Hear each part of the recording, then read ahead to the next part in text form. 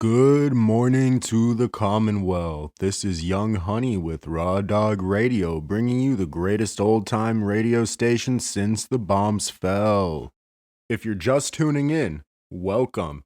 We're going to be hitting you with an arrangement of ragtime, unabridged stories, and other old-world medias just for you to fall asleep to or relax to. I'd like to send a specific thank you to publicdomainreview.org and archive.org for organizing and compiling all of this media. If you would like to listen to the standalone media, we have included a link in the description. Our last series followed the Frontier Man, but we're going to switch gears to the adventures of the Falcon. Hailing from the 1940s, the hard-boiled spy drama is now around 80 years old. If you can provide proof of your existence when it released as a syndicated radio series, I will personally come visit and cook you a continental breakfast. Without further ado, let's get to listening.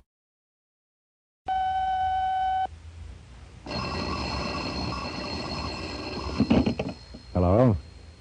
Yes, this is the Falcon speaking. Oh, Helen, I'm glad you called. I won't be able to make it tonight, Angel. Seems my client is having trouble with his competitors, and he wants me to give him the business.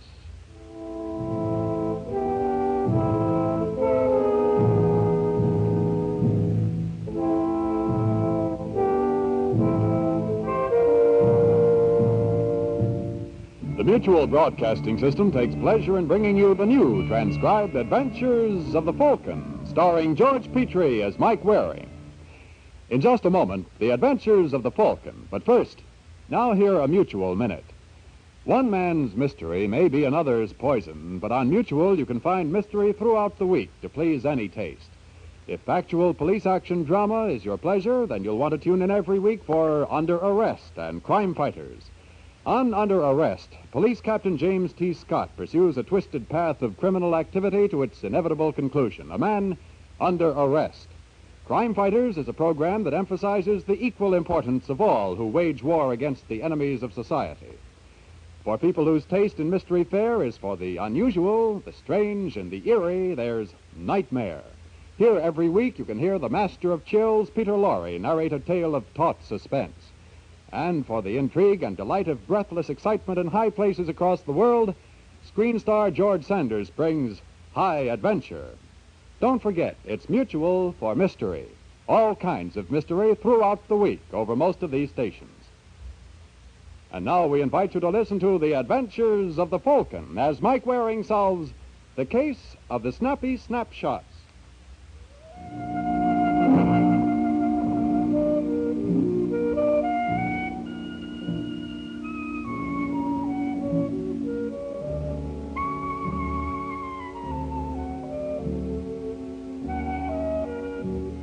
There's one thing you learn working as a private detective.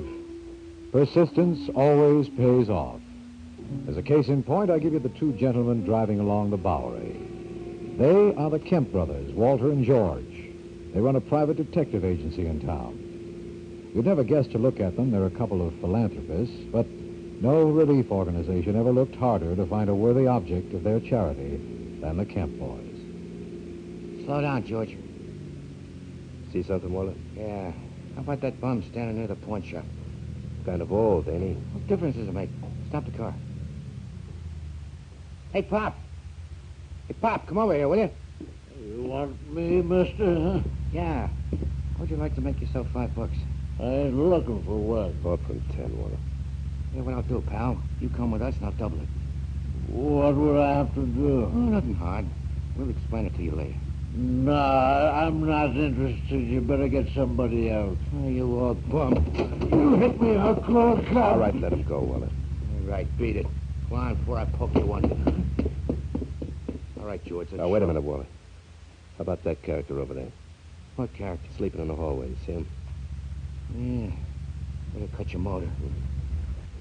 Okay, let's go. Keep your eyes peeled for a cop. Hey, buddy. Buddy. Let me go, will Would you you? mind? Get up off that floor. I ain't doing nothing, mister. I'm just trying to grab a little snooze. Have to find some other place. Okay. Hey, wait a minute. I'm just thinking maybe my brother and I could use you. How would you like a nice steady job with easy hours and all expenses on a house? Why pick on me? Because you look like the kind of a man we want. What's your name? Paul Ziegler. Glad to meet you, Paul. My name is Walter Kemp. This is my brother, George. Yeah, hi. Hurry it up, Wally. Look, Paul, you got any family? No. Where you from? Philadelphia. Got any friends in town? No. Oh, that's swell. I suppose you come along with us. Uh-uh. What's the matter? I changed my mind. Come on, Walter. How much time you going to waste with this schmo? You think you'd be right for the job? Yeah. And what are you schmoozing for? Oh. Well, what are you waiting for, Walter? I dropped him. You pick him up.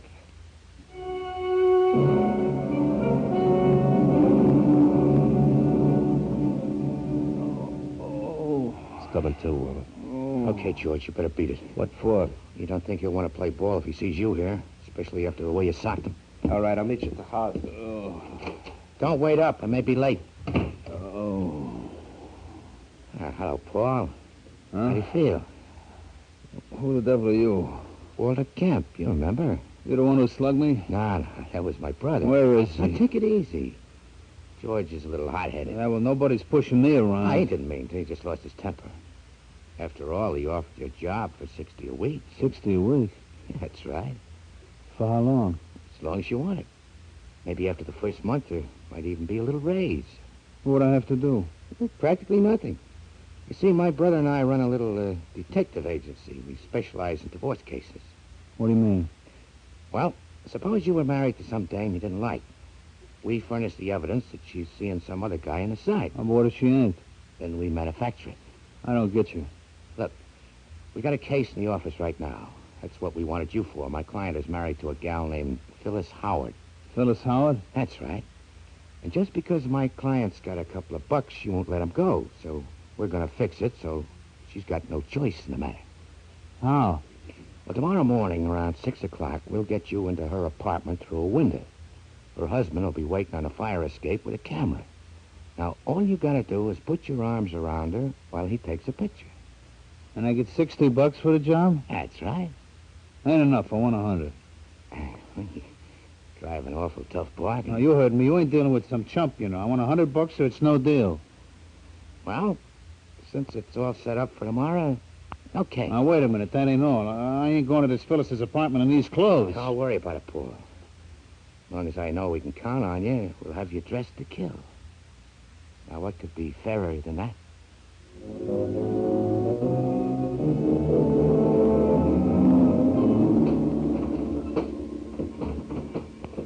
Who's there? Who's there? It's only me, baby. What are you doing in here? Came up to see you. Wasn't that nice of me? Get out. Ah, now, you don't really mean that, Phyllis. Who told you my name? One of your admirers. Hey, you know something? I can't see why you'd want to get rid of a good-looking babe like you. Look, if you want money... Just hold it, sweetheart. I'll get it. Little Paulie wouldn't think of troubling you. You just stay right where you are. What's in this box here? My jewelry. Is it insured? Yes. Oh, then you won't mind if I help myself, huh? Will you please get out? Sure. Oh, I almost forgot. There was something else I came for. Come here, baby. All I want is one kiss. Let go. Now, don't fight, old Paul, honey. This ain't gonna hurt a bit. Let go. Come on, Phyllis, give. Who knows? You may even get to like it. Don't let go of me. Oh. Mister. No. No.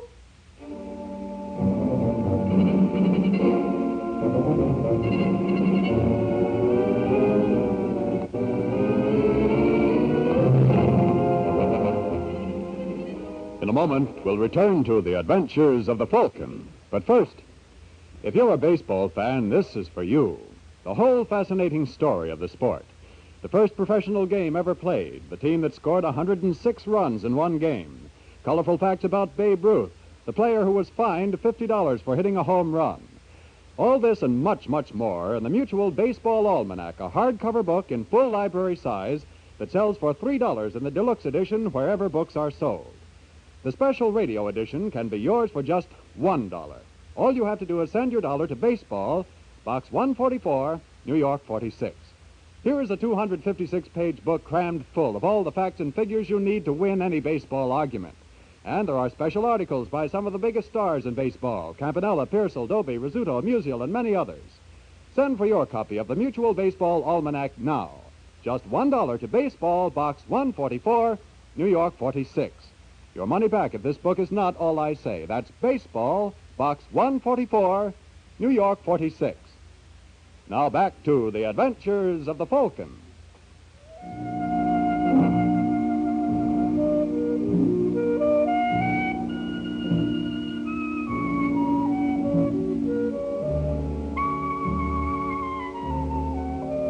3 hours later, I was awakened from a beautiful dream by the doorbell. It was a pity to break it up. I was having such a wonderful time.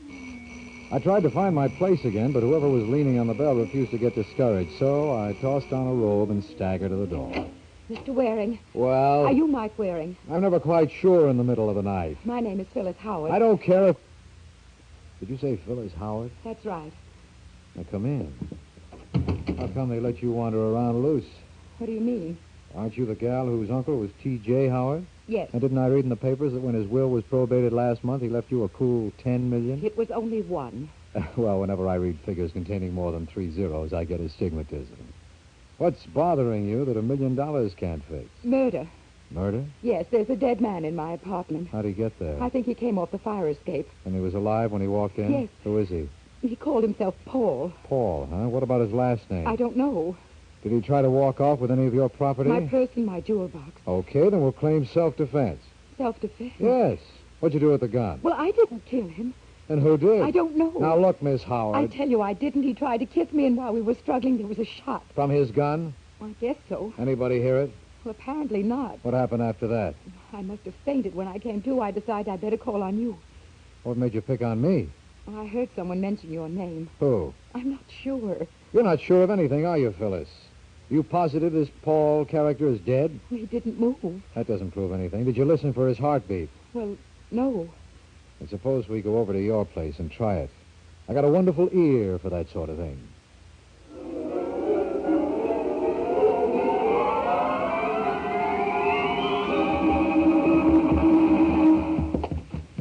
Must you move him like that? I must if I want to listen to his heartbeat. Well, You were right the first time, Phyllis. We could have saved ourselves the trip. Oh, this is his gun. yes. Where's yours? Well, I told you I don't have any. Well, friend Paul certainly wasn't killed with this thing. He wasn't? Not unless he was hit by a gumdrop. This is a kid's toy pistol. Well, I don't understand. Now, look, Phyllis, if you want me to work for you, you'll have to trust me. Now, what was this man to you? I told you I never before saw him in my life. I thought he was a burglar. Where's your purse and jewel box? Well, he put them under his coat No, they're not here now. Where did you generally keep them? in my night table. That one? Yes. What? How did they get back in there? That's what a jury will want to know if we claim he tried to rob you. You've got to believe me, Mr. Waring. I've told you the truth. Who's that? I have no idea. Open that closet. What are you going to do? Get him out of sight. Oh, can I help? Better answer that. All right. Just a second, I'm coming. Who is it? Well, please slip it under the door, will you? What is it, Phyllis? The doorman said someone left this envelope at the desk for me. Oh, let's see it. Are there pictures? And what pictures? They're all of you, Angel. Not very flattering, are they? No. Well, don't feel too badly. You couldn't expect to look your best slumped over Paul's body. What does it mean? Blackmail. Blackmail? Well, these aren't the kind of snaps you'd send out for publicity purposes. Well, shouldn't there be a note with them? Not necessarily. Whoever is running this racket could always get in touch with them. Yeah, that's one way to do it. You better let me in. Hello, I'd like to speak to Miss Phyllis Howard, please. Who's calling? Carlos Dario. Just a second.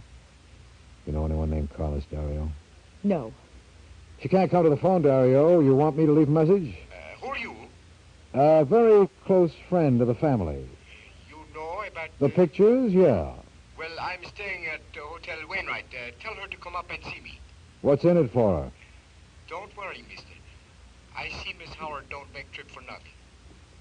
You know what I mean?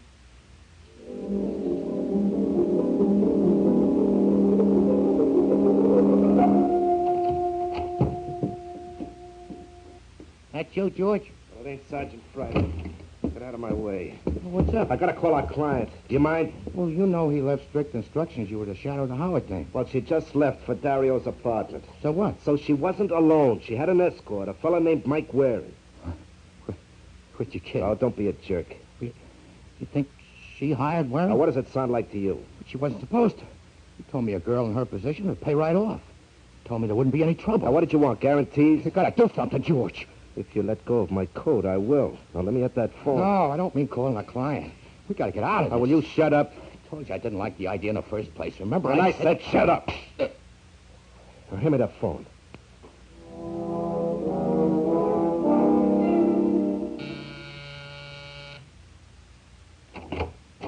Yes. You Carlos Dario. That is right. I'm Mike Waring. This is Miss Howard. Waring, why she bring you along? Will you I say don't blame her, Dario. It was all my idea. Oh, it was, huh? Yes. Now, suppose we get down to business. That suits me fine. Then suppose we swap. The negatives for cash. I believe that's the customary arrangement. Yes, but first I got a little bonus for you. You no good. Come here. Stop it, Mike, please. Let go, my arm. Let go. Will you behave? Let go. Okay. But you want to watch that temper. Now, where were we? I got what you want in this envelope. Mind if I open it? I'd like to see what I'm buying. Why, it's full of $1,000 bills. You're surprised, huh? Quite a bit. What's the idea, Dario? That's your price, isn't it? My price? So help me, Waring. If you and this girl ever try to hold me up again, I'll kill you. Now give me those negatives. Wait a minute, Dario. Do I get them, or do I have to take you For apart? Pete's sake, will you shut up and let me get this thing straight? How much money is in here? $20,000. And in exchange for it, you expect us to turn over some negatives to you? That is right. By any chance, were those pictures of you near a body? Yes. I don't know how you work it, Waring, but I never see that man before, and I didn't kill him. Mike! Yeah. Shake, sucker. We're on your side. My side? Yeah. Phyllis, where's your art collection? Here.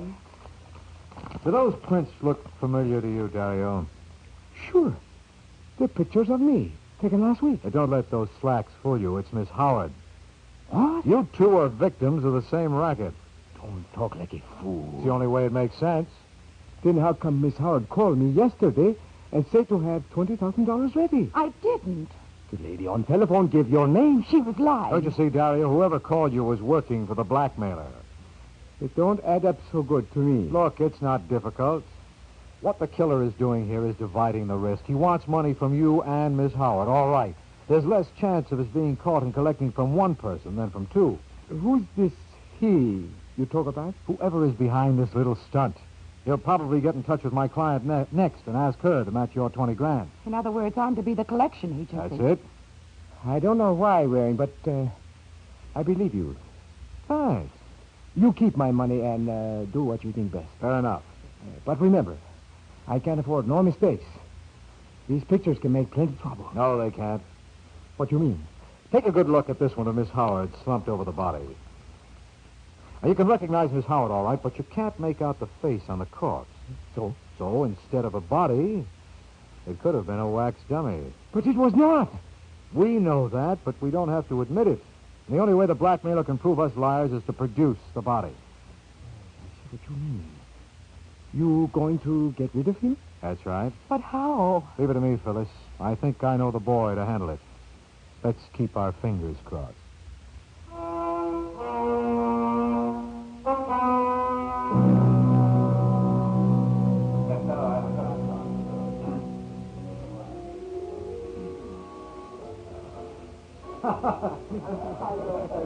Care for another drink, Sergeant? No, thanks. Phyllis? No, thanks. All right. Now, what do you want? A slight favor. And what do you call slight? Now, remember, Sergeant, this is off the record. Go on. There's a body in Miss Howard's apartment. There's a what? You heard me. Now, look, Mike, I don't like these kind of jokes. It's the truth. How did it get there? I haven't time to go into that now. Oh, I beg your pardon, Mr. Waring. I wouldn't want to do anything to interfere with your schedule. Never mind the sarcasm. Could you have the body removed and kept out of sight for a little while? Yeah, and maybe I could do the same for Miss Howard. Listen, you idiot, if she killed him, would I call you? Well, how do I know what a screwball like you might do? I can see this was a big mistake. And you're not kidding. Now let's see that body.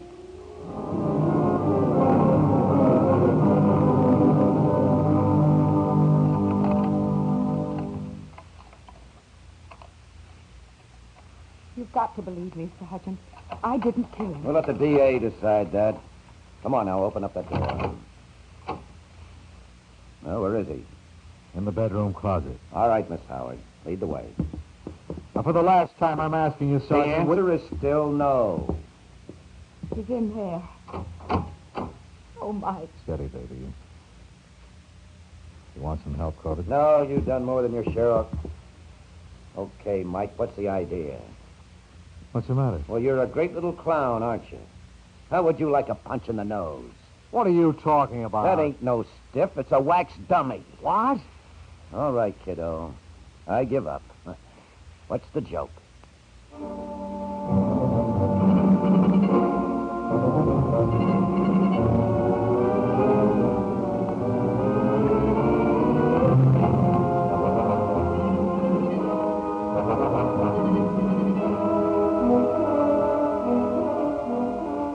In a moment, we'll return to the adventures of the Falcon. But first, you remember the old nursery rhyme, 30 days have September, April, June, and November? Well, 30 days have something else, too. They have the answer to the question, why are Camels America's most popular cigarette? It's easy to find out for yourself why Camels lead by a record 50 and 8/10%. Smoke only Camels for 30 days. Make this pleasant test and then judge them carefully for mildness, for flavor, for more pure pleasure. Then you'll know why Camels lead the second-place brand by 50 and 8/10%. These latest figures, published in 1954 by Harry M. Wooten, leading tobacco industry authority, show Camel's lead is bigger than ever before. There must be a reason for such popularity, and there is. The reason is Camel's blend of costly tobaccos, unmatched in any other cigarette, that gives smokers real mildness, richer flavor, more pure pleasure. Try Camel. See for yourself why, for mildness, for flavor, for more pure pleasure, Camels agree with more smokers than any other cigarette. Now back to the adventures of the Falcon.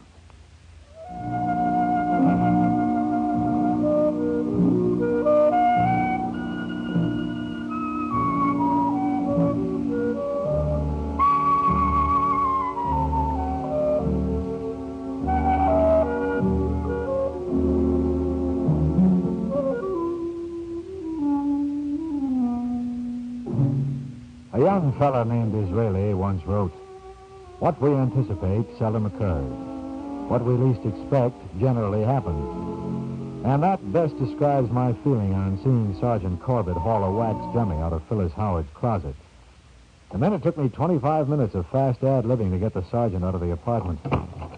Did he go, Mike? Yes, but his feelings were awfully hurt. I don't think he likes me anymore. What am I going to do? Not a thing. I'm perfectly happy the way things are. The next move is up to the killer. He's got to get in touch with you if he wants to collect. But it may be days before... Mike. You better let me in. Hello? Hello. Is this Mr. Waring? Who wants to know? The name is unimportant, sir. I'll answer to anything you choose. Okay, suppose we call you Prince. I once had a dog by that name. I think you're annoyed with me. You blame me? What was the idea of switching a dummy for the stiff? You didn't approve of my little joke? I don't see the point. I was just anticipating your move on behalf of Miss Howard. I put myself in her place. Did you like it? Not particularly. She's in a pretty awkward spot. How much will it cost you to get off? I'm asking $20,000 for the negatives. What'll you take? I don't believe in haggling, sir. You heard my price. Okay, Prince. It's a deal. Look, I'll send a boy around for the money. Oh, I wouldn't have him followed, Mr. Waring. The consequences would be unpleasant. You'll have the $40,000 ready. 40,000. The other 20 I refer to as Mr. Dario's contribution. Who? Carlos Dario. Never heard of him. There must be some mistake. I was informed that Mr. Dario gave the money to you. Well, your informant gave you a bum steer. Mr. Waring, I always insist on what's coming to me. And I'd like to see you get it. I warn you, sir, if a childish attempt at fraud, you'll regret it. Well, Phyllis, that was Prince. But you told him you didn't receive any money from Dario. Uh-huh. What are you up to? It's perfectly simple, Angel. Any dollar I give that man is money thrown down the sewer. Well, 20 grand is an awful big hunk of change to toss away like that. But that money doesn't belong to you. You're looking at it the wrong way, Phyllis. It's bound to cost Dario 20 grand anyway. Now, I'm sure he'd rather it wound up in my pocket than in Prince's. You don't realize what you're saying. If this Mr. Prince thinks that Dario is holding out on him, there's no telling what he might do. He might even kill him. You know something, Phyllis? I never thought of that. What do you say we just put it out of our minds?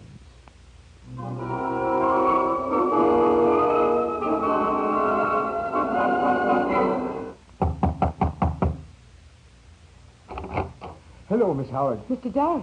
Where is Waring? Oh, hiya, Dario. Everything okay? No. Just what are you trying to pull? Now, calm down, fella. There's nothing to get excited about. Where is my money? You mean that 20 grand? Yes. Oh, I'm sorry, friend. I haven't got it. I've already paid off the blackmailer. You're lying. How'd you know that? I got a call from Prince. He told me you denied getting any dough from me. You boys are pretty pally, aren't you? He calls you, you call him. Or maybe it's a lot simpler than that. What you mean? You're Prince. You know what you're saying, Mike. You're crazy. Watch it, Dario. You dropped your accent. The man is out of his mind. Leave it off, pal. You look better without it. Listen, Waring. Sure, I'll listen if you explain how you knew the name I hung on our caller was Prince. You made a mistake there, Dario, but then I can't blame you. Anyone who's as slick as you are is bound to slip now and then. Now, suppose we call the cops.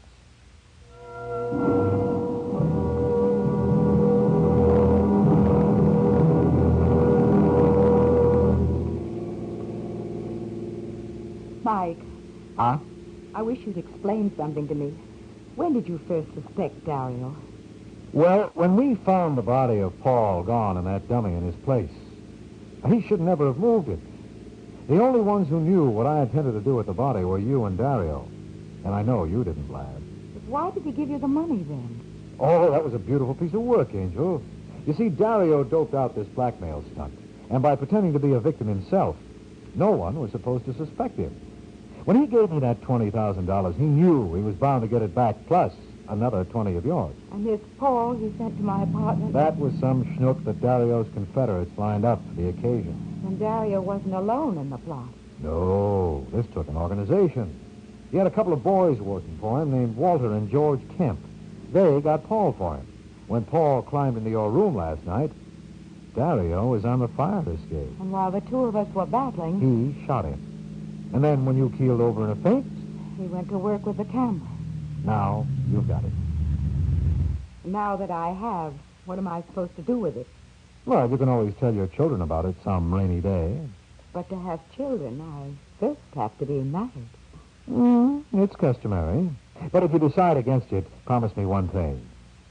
Let me handle the adoption papers. Good night, Angel.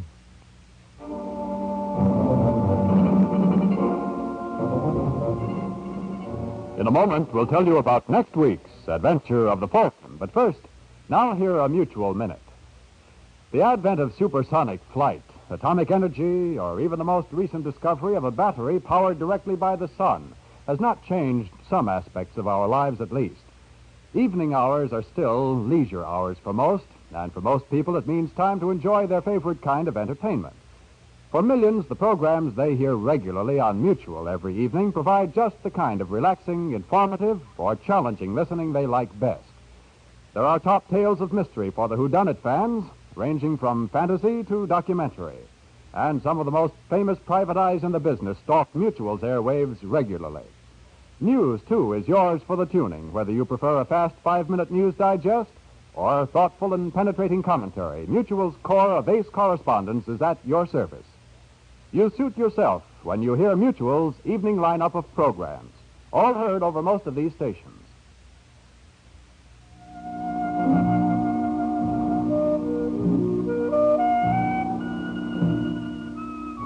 The Case of the Handy Helpmate. That's the title of next week's Adventure of the Falcon. And Mike Waring learns that what some wives will do for their husbands is murder. The Adventures of the Falcon was presented by the makers of mild, flavorful Camels, America's most popular cigarette, in cooperation with a mutual network. The Adventures of the Falcon is based on the famous character created by Drexel Drake, produced and transcribed by Bernard L. Schubert, written by Eugene Wang. George Petrie was starred as the Falcon, Chuck Webster as Sergeant Corbett. This program is fictional, and any resemblance to actual persons, living or dead, is coincidental. Russ Dunbar speaking.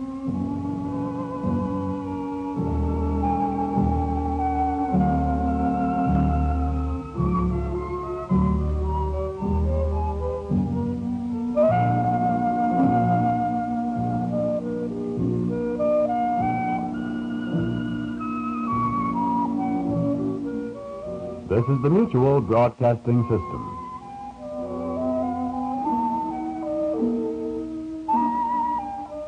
Adventures of the Falcon.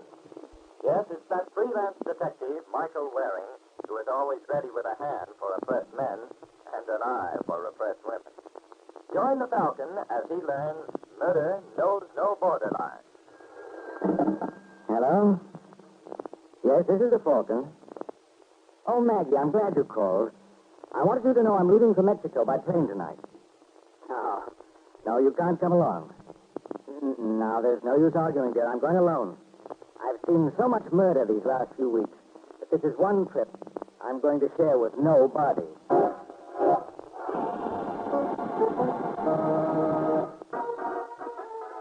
It's Tuesday evening in Mexico City, the oldest city in the New World.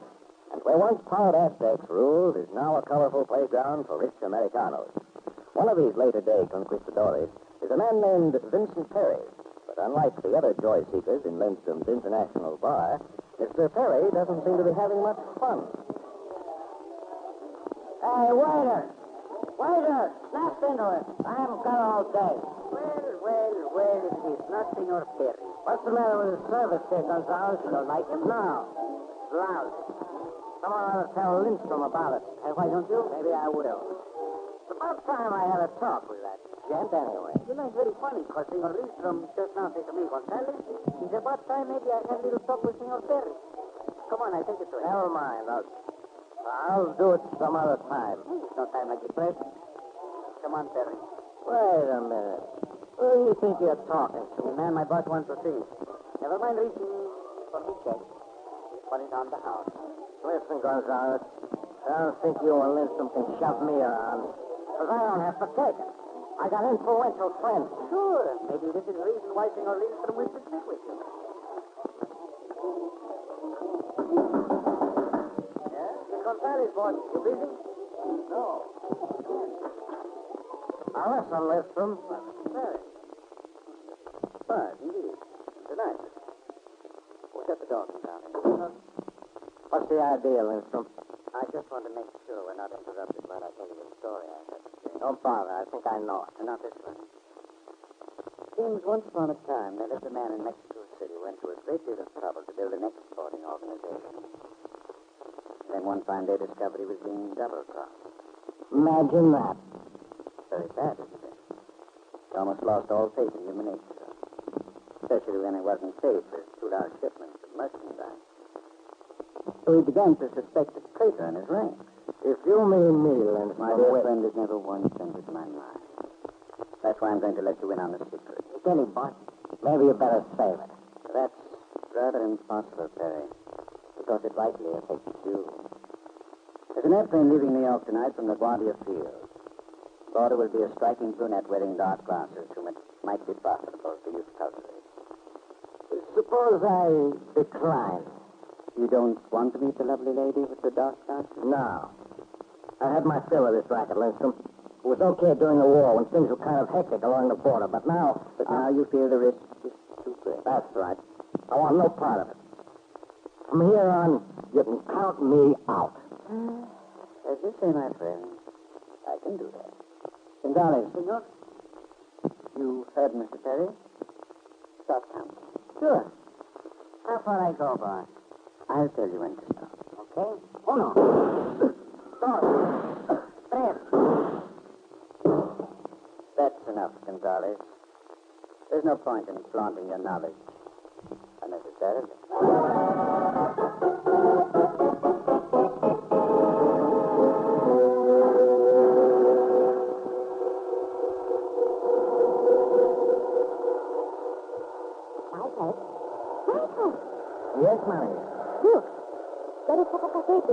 There's who? Popocatépetl, the most famous of all Mexican volcanoes. Well, Moctezuma himself worshipped there. Fancy that. It does not impress you? Well, ancient history is all right in its place, Maria, but modern-day Mexico has so much more to offer. For example? You. Just think of it. A few short hours ago, you were just the beautiful lady with dark eyes. Don't say that. Must you make me sound like a woman of mystery? Well, you are, Maria. Why do you wear them all the time? For a very unglamorous reason. My eyes are strained. Oh, that's a shame. But it gives me an opportunity to play seeing-eye dog when we get to Mexico City. But, Michael... Don't worry, Maria. I've been excellently trained. I'm gentle and guaranteed housebroken. Where are you staying?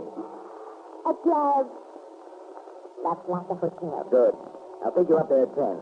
But, Michael, I have a previous engagement. An old friend. Oh, forget him, dear. For the next 24 hours, just consider yourself engaged to me.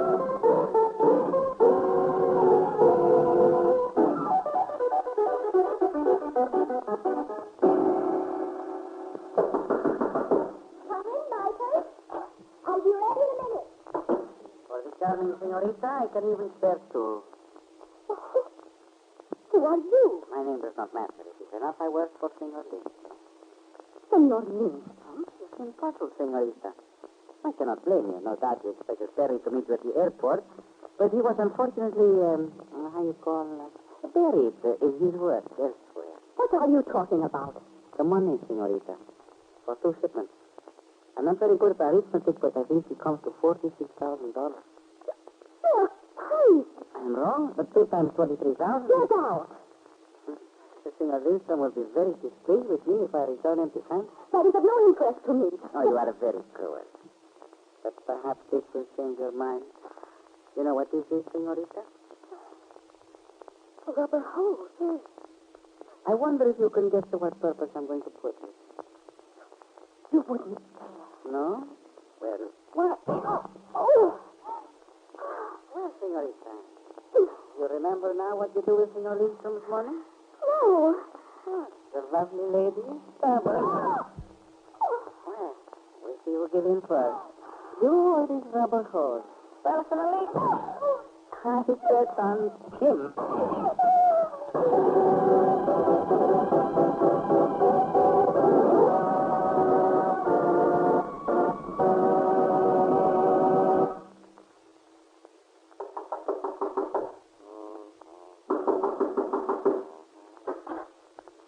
Is anybody home? Oh, Michael. No, Maria, there's no reason to be that overwhelmed. The idea of sitting around in the dark. I prefer it. Well, that's ridiculous, dear. No wonder you're down in the dumps. Where's the light switch?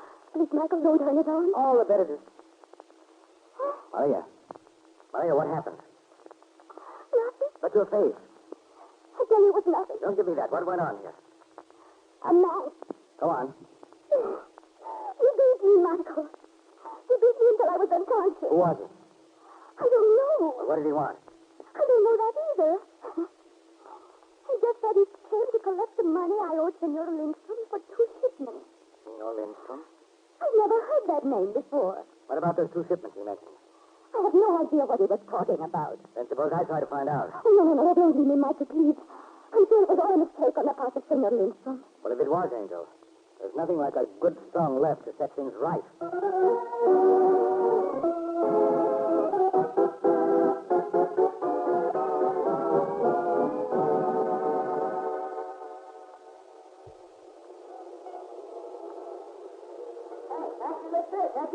I don't mind if I...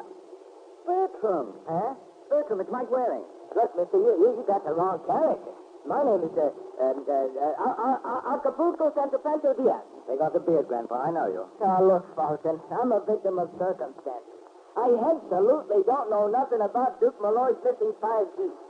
Any suspicions the DA may have are wholly unwarranted, not to mention purely coincidental. Well, I'll tell him that if I see him. You mean you ain't looking for me? Not this trip.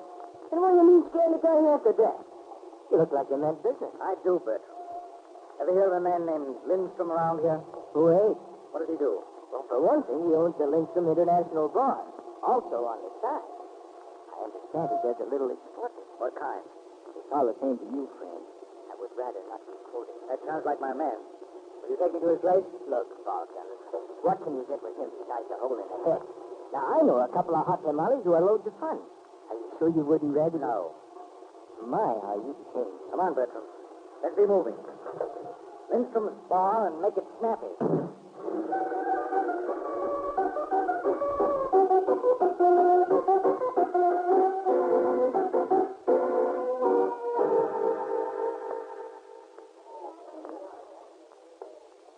Yes, senor. You are looking for someone, maybe? Is Lindstrom in? Who wishes to know? Where is he, in there? Not so fast, senor. The boss don't see nobody with a special appointment. He'll see me. Come back here. You cannot go in there. Out of my way. Gonzales.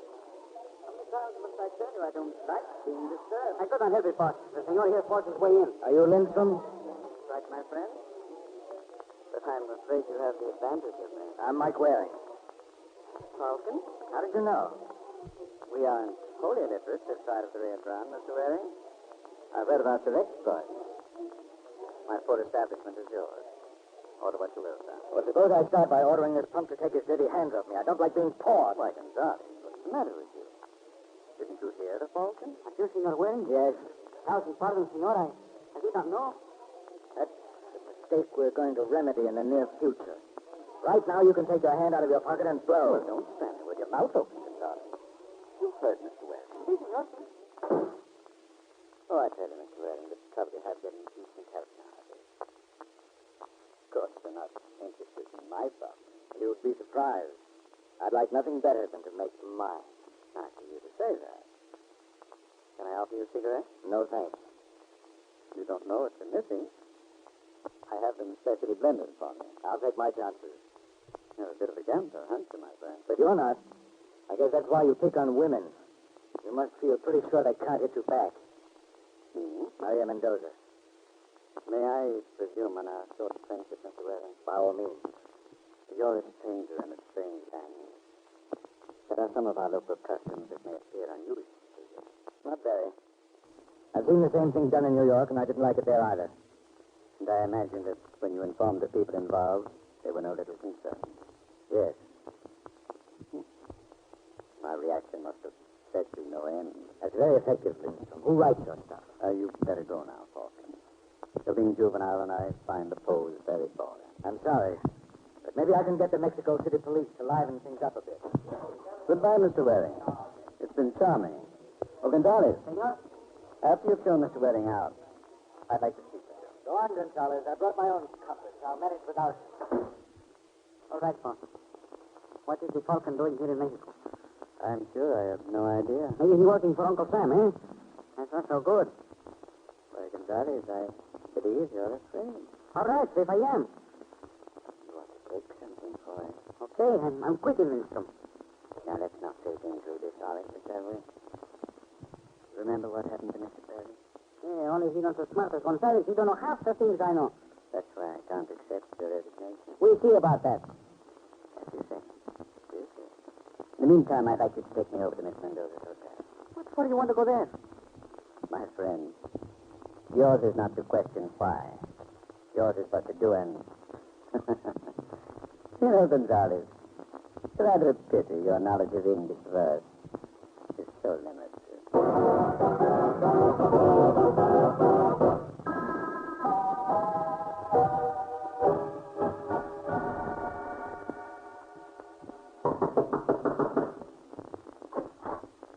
Maria Mendoza? Yes? I hope you'll pardon the intrusion, but I'd like a few words. Did Michael Waring send you? Only indirect. My name is Paul Lindstrom. I can't blame you for being startled, Maria.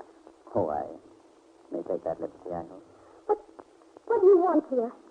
A great deal of confusion seems to exist. Most of it about you. Naturally, it's our mutual interest to clear things up. Oh. Cigarette? No. No, thank you. Please, especially blended. Allow me. Oh, they're very strong. You get used to it. Where was I? Oh, yes. We were about to clear up the mess. Do you always wear dark glasses? Of course not. Just that recently I've been... I've been trouble with my eyes. Poor girl. I'm afraid I owe you an apology. It's obviously a case of mistaken identity. It's really most embarrassing.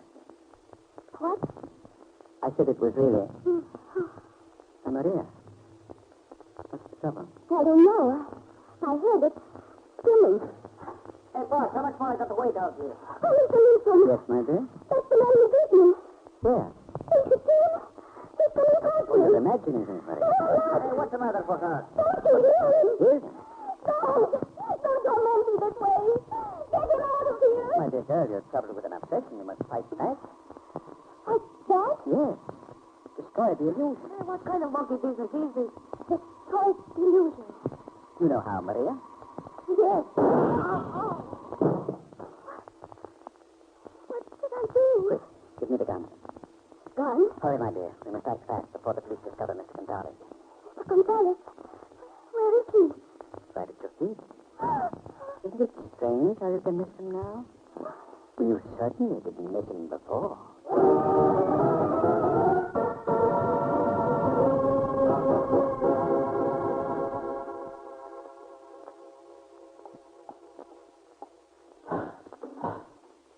Senor. You may have 5 minutes. Thank you, officer. Oh, Michael. Hello, Maria. Oh, Michael. What am I going to do? Don't you worry, dear. I'll get you out of here somehow. I murdered that man. You didn't. Now remember that. You can prove it? Well, not at the moment, but I'm going to. Anyway, what makes you so positive you killed him? When I looked down, I had the gun in my hand. The point is, how and when did the gun get in your hand? I don't know. Now, Maria, you've got to give me a little help. Gonzalez got it right between the eyes. You ought to remember if it was your gun. I don't think so. Well, where did it disappear to after the shooting? Did Lindstrom take it from you? I can't remember. Angel, you've got to. I tell you, I've forgotten everything. We were sitting alone talking. You and Lindstrom? Yes. Uh-huh. I was frightened, but he was very gracious. He offered me a cigarette. Yes? And then suddenly I saw that outline. You mean Gonzalez? And then I heard a shot. That's what I'm after. What happened after the shot? I tell you, I don't know. Maria, you've got to pull yourself together. You're no help to me this way. Oh, please, leave me alone. I can't remember a thing.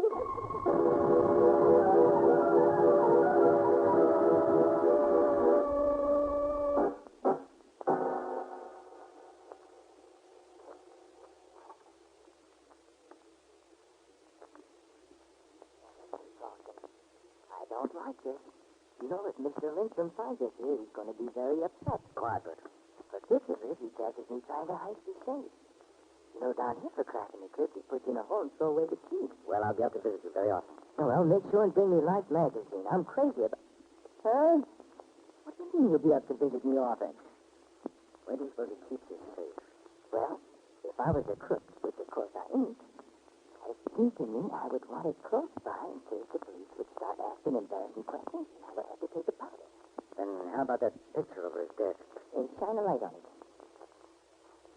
Well? Europa.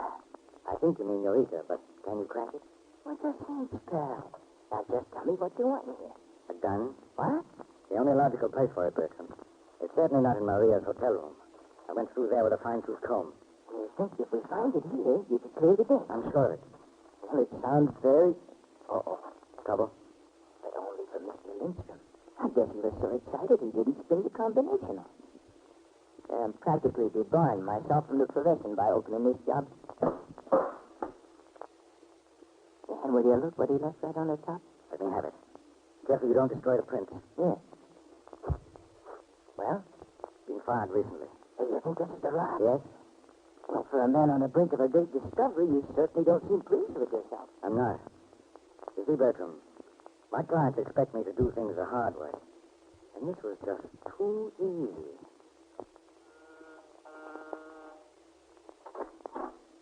Well, this is Mr. Waring.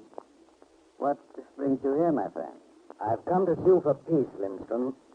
I take it then you surrender. Unconditionally. What are your terms? Sit down. You're very generous to a defeated foe. Not at all. Cigarette? I'll stick to my own brand if you don't mind. I imagine they're a lot safer. I'm afraid I don't follow you, Waring. I'd be a sap if I didn't learn anything from Maria's experience. She was dope, wasn't she? You know, you couldn't prove that in court. I know.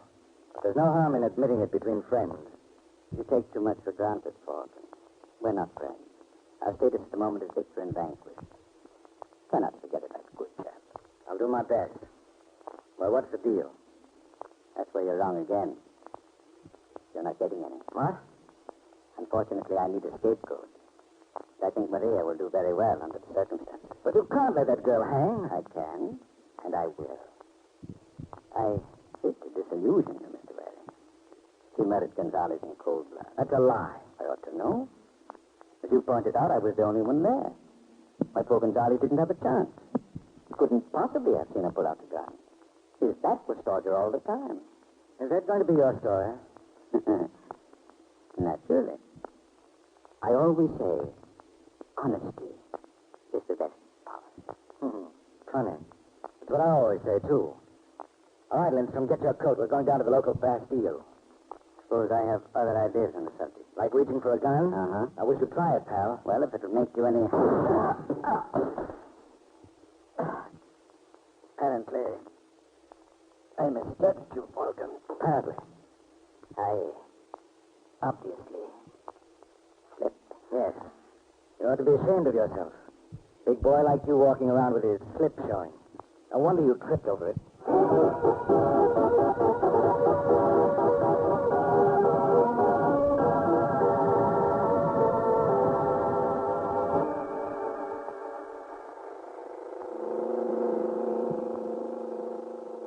Any place in particular you want to see, Falcon? Don't keep driving, Boycom.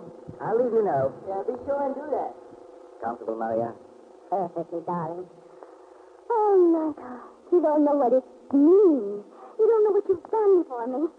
I feel as free as a bird. Well, if you're that grateful, the least you could do is to give me a plug.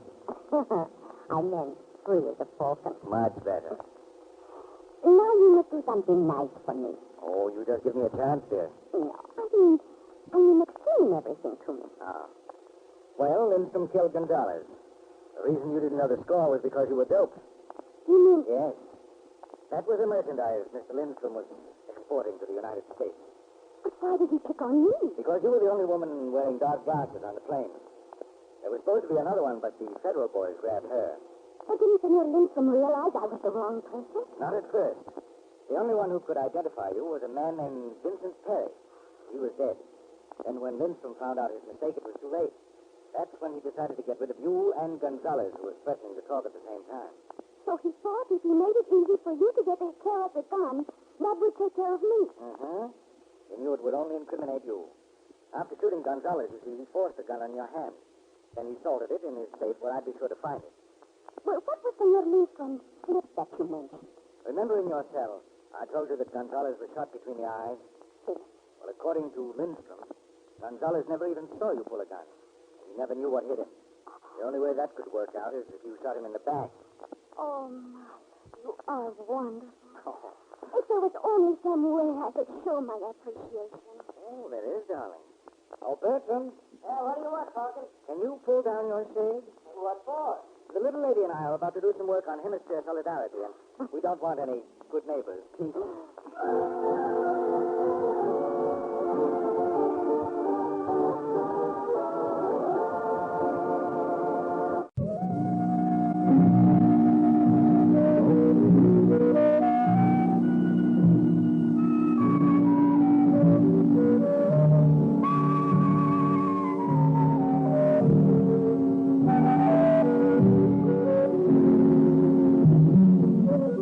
There's one thing you learn working as a private detective.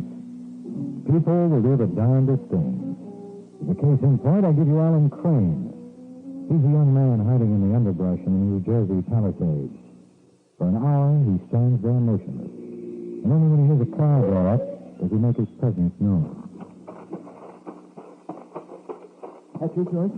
Who'd you expect, Alan? Lady Godiva? I wish you wouldn't act that way. Oh, don't be a goose. Get in. You weren't followed out here, will you? You stop acting like a child. I'm sorry. Sometimes I wonder what I ever saw in a man like you. You know I'm crazy about you. Listen, George. Stop it, Alan. I I want to talk to you about Frank. Must we talk about your husband now? Why do you think I asked you to meet me out here? Well, I thought that You couldn't have. Otherwise, you would have realized I wouldn't take a chance. Now, Alan, listen to me. I think I finally found the angle. Ever hear of Sam DeMarco? The man who owns the stables? Yeah, that's the boy. He hung Frank up for $26,000 last week. Just on a bet. What's that got to do with us? Maybe everything. When he said he wouldn't pay off, Frank got excited and made a couple of threats. Now, if anything were to happen to Mr. DeMarco, can you see the position that would place Frank in? But what's going to happen to DeMarco? I can't tell. He might even have a fatal accident.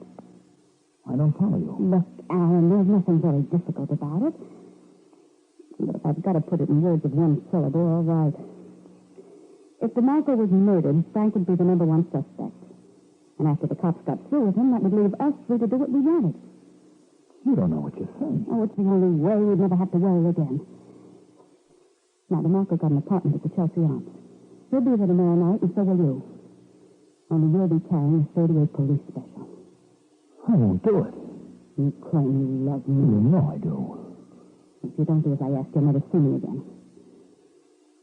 And make up your mind, honey. Gonna let a little murder stand in your way?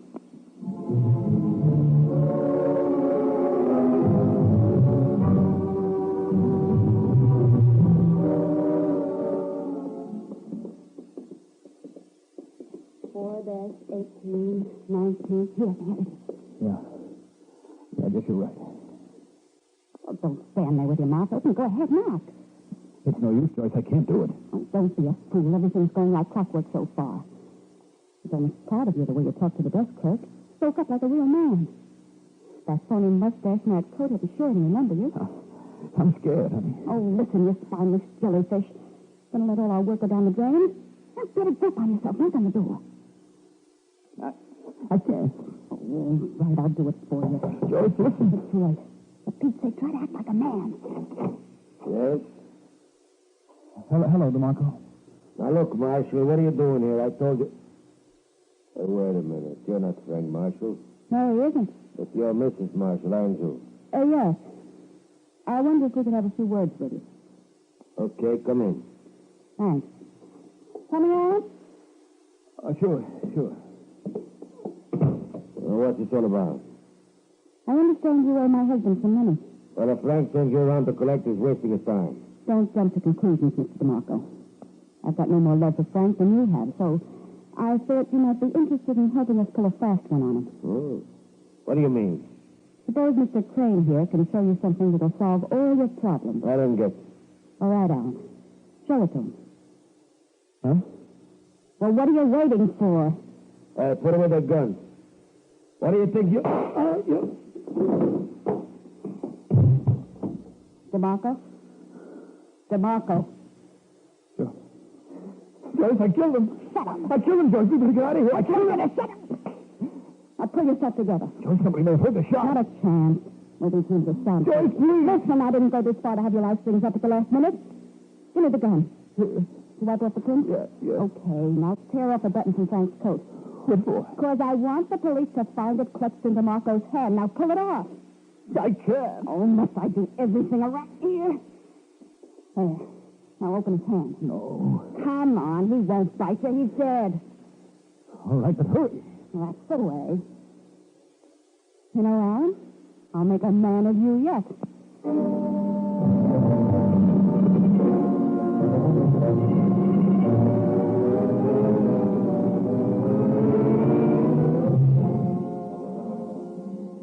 In a moment, we'll return to the adventures of the Falcon. But first...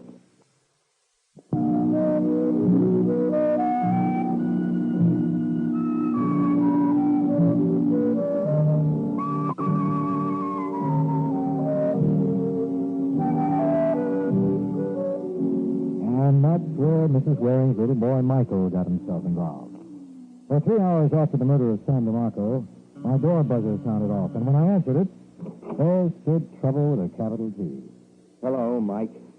Well, if it isn't Frank Marshall. Ain't it awful? Come in. Thanks. You wouldn't have a drink, Sandy. A bottle of bourbon deluxe in the bar. Help yourself. Better take it easy, Marshal. You don't know how I need it. I got a small idea. I've been listening to the radio. Then you know I'm hot. Yeah, you got the thermometer higher than Zsa Zsa and Porfirio. They got a tri-state alarm out. I didn't kill Sam DeMarco. You Welsh on a big bet to you. Yeah, And in your racket, letting a man get away with that could ruin your business. That doesn't mean a thing. It does when they find your gun next to his body and a button off your coat in his hand. And what about the bellboy? What bellboy? The kid from the Chelsea Arms. He identified you from one of your pictures as the man who asked him for DeMarco's room number. I tell you, it's a frame. Why did you come here? They can nail me for harboring a fugitive, and that means my license. Okay, Mike. Sorry I bothered you. Wait a minute. You say this is a frame? I swear it. If you're lying to me, I Marshal... give you my word. Wouldn't I be a sap to let anybody see me going into DeMarco's room? Yeah, that's what I was thinking. Sounded like the killer went out of his way to be spotted. And while I might buy that button they found in DeMarco's hand, when you add it to the other things like the gun, it's too much. And you believe me? You're staying here, aren't you? Thanks, pal. I won't forget this. Give it. You got any idea who might be behind this routine? No. Well, obviously, it had to be somebody who could pass for you. Now, who do you know about your size? Oh, 100 guys. Name one. Well, Steve Burns. Where can I find him? He's out on the coast. Yeah, that's a big help. Got any further nominations? I tell you, there's a million guys. I'm still waiting for number 2. Well, Alan Crane. Who's he? A guy who used to work for me. Did you fire him? Yes, he didn't have nerve enough for the business. Well, then, Mr. Crane sounds like a likely suspect. Oh, you're out of your mind. Alan's yellow. He'd never have enough guts to pull a deal like this. You ever heard the story of the worm that turned? Where does Alan Crane live? At the Kenyon. Okay. Sit tight till you hear from me. With a little luck, it'll be real soon.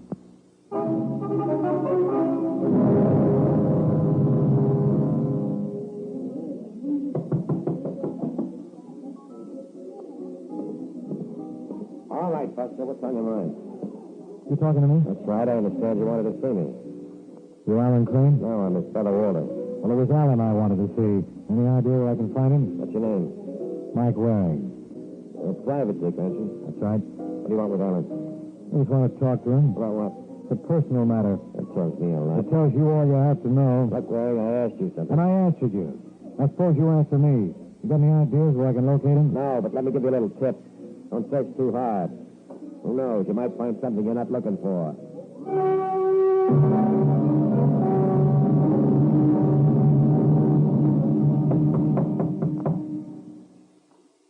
Who is it? It's me, Walter. Open up. Hi. Shut the door. I ran into Harold Plant. He said you wanted to see me. Just what have you been up to these past few days? Nothing. Why was Mike Waring asking about you? Who? Mike Waring is a private dick they call the Falcon. Don't ask me. And who am I going to ask? This the thing, Frank Marshall's wife? No. You better not if you want to stay in one piece. I swear, I'm telling you the truth. Yeah, I guess you are. Come to think of it, I saw a couple of times last week at the Wurrumber Room with Charles Montaigne. Who? Charles Montaigne. The guy Winchell called the latest in French heels. You're lying. Okay, I'll show you the collar. No, I mean about Joyce and Miss Montaigne. Why would I want to do that? Because you know... What?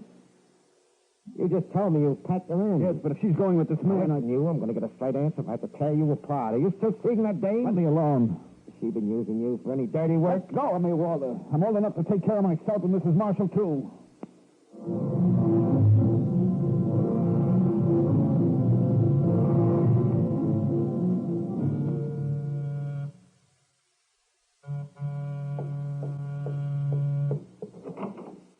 Hello, Joyce. Alan, what are you doing here? I had to see you. Oh, that was smart, with a cop hanging around outside. I couldn't help myself. I got worried. What's there to worry about? You don't understand. I killed a man. Shut up. I did it for you, Joyce. That's right. Blame me. No, I didn't mean it like that. You know, there's nothing in the world I wouldn't do for you. Then why don't you stop talking so much? Joyce, there's something I've got to ask you. What? Do you know a man named Montaigne? Montaigne? Charles Montaigne. No. Are you sure? What is this, a third degree? I just heard that you've been seeing places with him. Whoever told you that is a liar. It comes from an awfully good source, Joyce. My brother, Walter. He claims he saw the two of you at the Wurrumber Room. Are you going to take that sneak's word against mine? He says he's seen you several times. Well, maybe he has. Joyce. Why, you sniveling fool. Use your head. What can any woman with blood in her veins see in a man like you? You were only using me. What are you going to do about it? You're a murderer, Alan. Don't say that. Well, that's what you are. It was your idea. You're in this as deep as I am. If I went to the police, they'd... Shut your mouth. Now, you get out of here before I really lose my temper.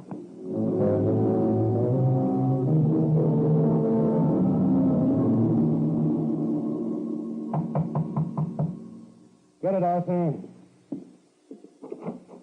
Is Alan Crane in? Yeah, who wants to know? Oh, hello, Sergeant. Isn't this a little off your beat? Oh, hiya, Mike. You know the rest of the boys. Sure. Hi, Artie. Hi, Dick. What goes on here? What would be your guess? Now, look, Corbett, you don't have to be a brain to figure out what plays when you find half the homicide division here. Where's Crane? I took him down the morgue about 5 minutes ago. What happened? What didn't? Someone got sore and took the old blunt instrument to him. Should have seen his face. Yeah, I'll take your word for it. Yeah, it's just as well. All right, you guys. How about getting back to work? What'd you want with Crane, anyway? I just wanted to talk to him. Yeah, about what? Various things. Like why he was afraid of Frank Marshall? Listen, Sergeant, Marshall had no part in this deal. How would you know? Because I've known the man for years. Well, he's changed. He's killed Crazy Mike. He killed Sam DeMarco and Alan Crane. Why should he? DeMarco welched on a bet. What about Crane? Well, he was playing around with Mrs. Marshall. Who says so? I do. Crane kept a diary. And when you can spare a week for some light reading, I'll let you take a peek at it. I tell you, you're barking up the wrong tree. I can prove that Marshall had nothing to do with this. Well, I'd like to see you. All right. What time did Crane die? About a half an hour ago. Give or take a couple of minutes. Okay. Marshall's at my place. What? Now keep your shirt on. I can prove it's a frame. Who are you calling? My apartment. If Marshall killed Crane a half hour ago, he wouldn't be at my place. It would take him at least an hour and a quarter to get there from here. And you think... I told you what I think. It's a frame. Yeah, but I don't care what you found. Marshall couldn't have done this.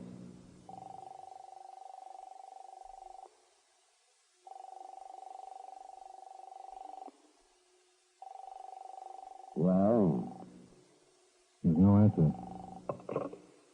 Well, there goes the ball game.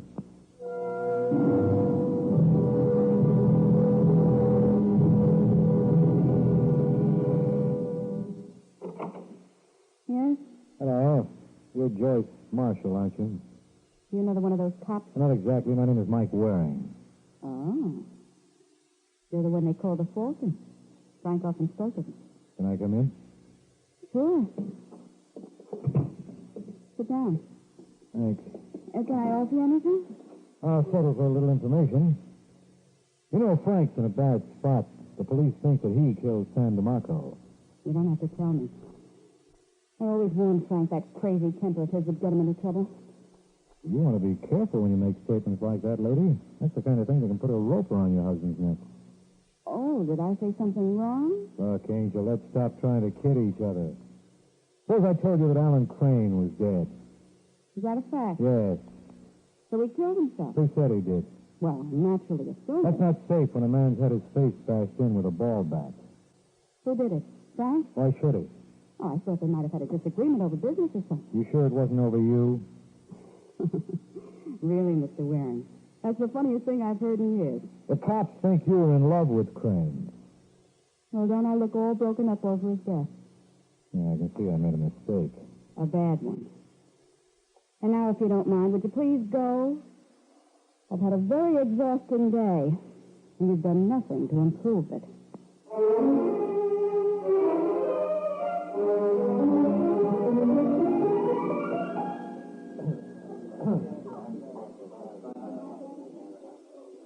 Well, I told you you'd be wasting your time with that Marshall dame, Mike. When I lay my hands on her You'll husband... know no more than you do now.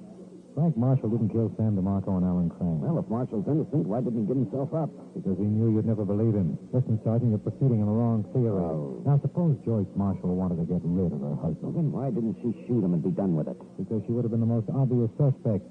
She'd have grabbed her 5 minutes after the kill. No, it was much safer to frame Frank into the chair. You think she and Crane killed DeMarco? Right. Well, then riddle me this. After they get all through, why should she kill her boyfriend? The dame's crazy enough about a guy, she ain't gonna knock him off later. Wait a minute. Maybe Alan Crane was just a stooge. Suppose there was another man in the background. You mean they were using Crane as a patsy? Yeah. Well, how are you gonna find out who this third party is? Well, there's two ways to do that, Sergeant, and I prefer the easy one. Let's go up and ask her.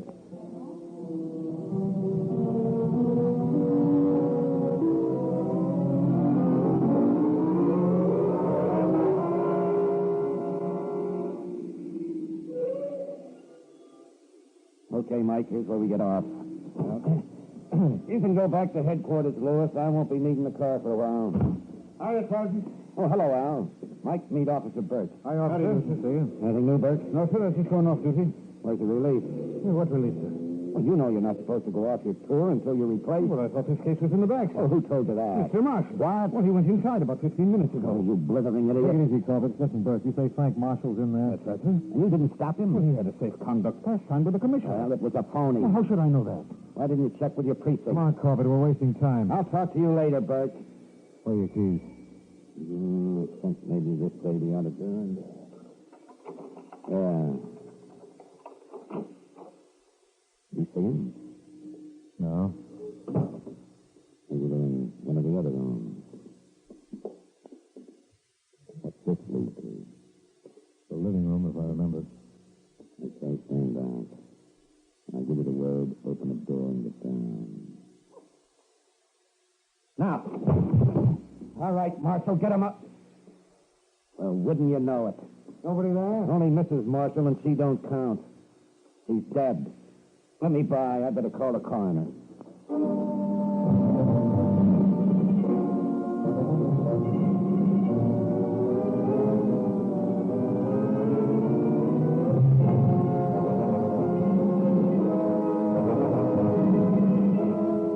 In a moment, we'll return to the adventures of the Falcon. But first,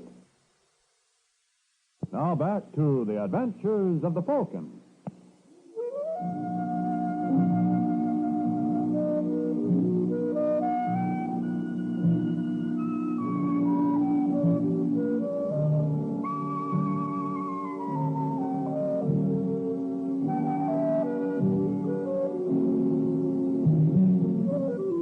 And so death came for Joyce Marshall.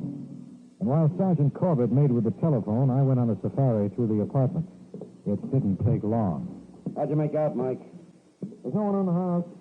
You know there's a back entrance to this place? Well, there is. Right off the kitchen. Well, then that explains how Marshall got out. I guess so. What'd you find out about her? She was strangled. That's a switch. Yeah. I'll say one thing for your friend, Mike. He's a versatile boy. He killed the marker with a gun. I still say he didn't. All right. I'll even grant you that. Suppose Joyce here and Alan Crane murdered the Marco. That gives Marshall a better motive. He found out what his wife and her boyfriend were up to, so he killed them both. And where does Charles Montaigne fit in? Charles Montaigne? Who's he? I found these letters from him to Joyce in her vanity. Oh, hot stuff? Hotter than hot. Okay. I'll arrange to have him picked up for questioning. But why don't you come clean, Mike? What do you mean? I got an idea you know where I can find Frank Marshall. Maybe I do. All right, Sergeant. Get me a phone book.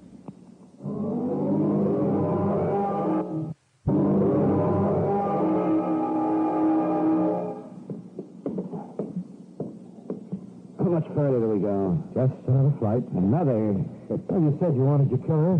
How do I know this ain't a rib? You'll have to take my word for it. What makes you think we'll find my party here? It's the only logical place for him to hide out. Yeah. Now look for apartment 4C. Oh, see. There it is. Yeah. Better let me take it from here. Well, go ahead. But I warn you, if your friend starts acting cute, I'm prepared. That's you, Waller? Yeah. Okay, come in. Did you get... You're not Waller? No. Well, you know... Look out, Sergeant. He's got a gun. I'm warning you, Marshal. Okay, friend, you asked for it. You all right, Mike? Yeah, I think so. Well, let's take a look at our friend. Marshal. You're wasting your time, Sergeant. I can see that. No, I mean for another reason. He's not Frank Marshall. If you remove that phony mustache, you'll see he's Alan Crane.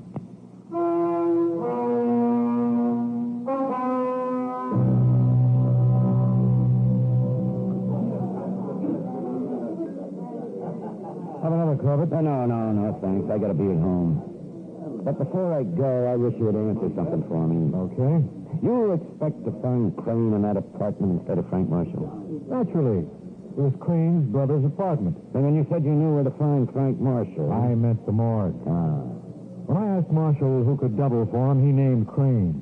Well, while I went around around looking for him, Marshall must have gone right to his apartment, and the two of them had it out. Well, that's what you... Yeah, especially when you told me the crane's face had been battered in. I thought it might have been done for a purpose, to keep the police looking for a man who was already dead. That left Crane in the clear.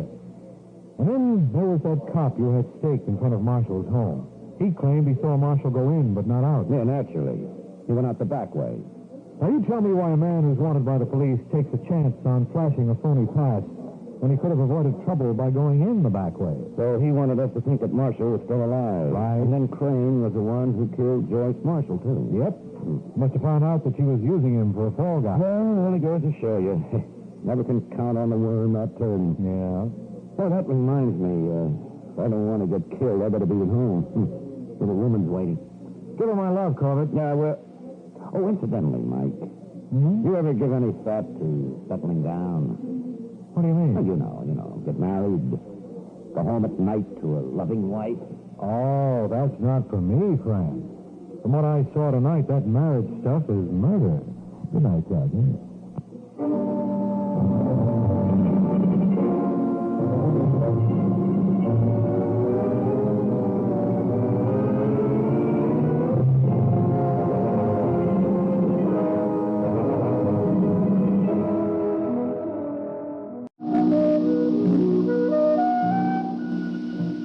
There's one thing you learn working as a private detective. Nothing's for sure. As a case in point, I give you Laura McKenna. Mrs. McKenna is the blonde preparing dinner in the two-room apartment on New York's west side. And if she seems happy, it's because she is. She's waiting for a man to come home. But Laura's wasting her time for this one meal. Neither of the McKennas is destined to eat. Is that you, Matt? Yeah. Oh, wait a second, honey. Hi, doll. Take off your coat. Dinner'll be ready in 20 minutes. Oh, did Paul Newcomb drop off a package for me? Yeah, it's on the table, honey. Matt? Isn't it a beauty? Where'd that gun come from? Borrowed it from Paul. Going back in business. No. Mm-hmm. Paul saw a good thing on 84th Street, a jewelry shop run by a fellow named Vance. He talked you into heisting it. Well, he could have gotten 100 guys. I won't let you do it. Now, don't talk like a I mean jerk. it, Matt. If anything happened to you... Nothing's gonna happen. The kid could handle his That's job. what you said in San Francisco before they sent you out. Well, that was an accident. It couldn't happen again. Well, we're not going to find out. Well, what do you suggest? There's $8 in the kitty. We'll get by. I don't want us to just get by. How do you think I feel when I see a dame who hasn't got one half your looks parading around with furs and diamonds? You hear me complaining? I'm satisfied. Well, I'm not. You're not going to do it, Mac. Let Paul get himself another board. Now, that's enough. The discussion's over. No, it's not. If you step out of that door, so help me, I'll call the cops. What did you say? Oh, I'm sorry, baby. No, you're right, Mac. I didn't mean what I said. You know, if anything happened to you... Yeah, I know. Don't worry. I'll be back in an hour. Let me go with you. It'll be easier with the two of us. No. You're afraid. I'm not afraid. You'd only be in the way. Now give us a kiss for luck, baby. I'm off to work.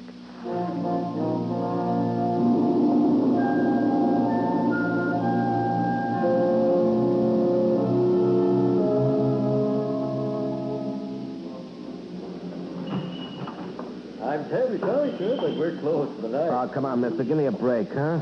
It's my girl's birthday. Oh, but I put all my stock away. Well, how long would it take to open a safe? I saw an engagement ring on your window this afternoon. It was perfect. An engagement ring? Yeah, it was marked $850. She'll be crazy about it. Well, in that case... Oh, thanks a lot, Mr. Vance. You just wait a minute. Sure. Say, you happen to remember how much it weighed? 1.5 carats. Oh. Well, suppose I wanted something bigger, say about 4. Oh, I'm sure we could accommodate you. Here we are.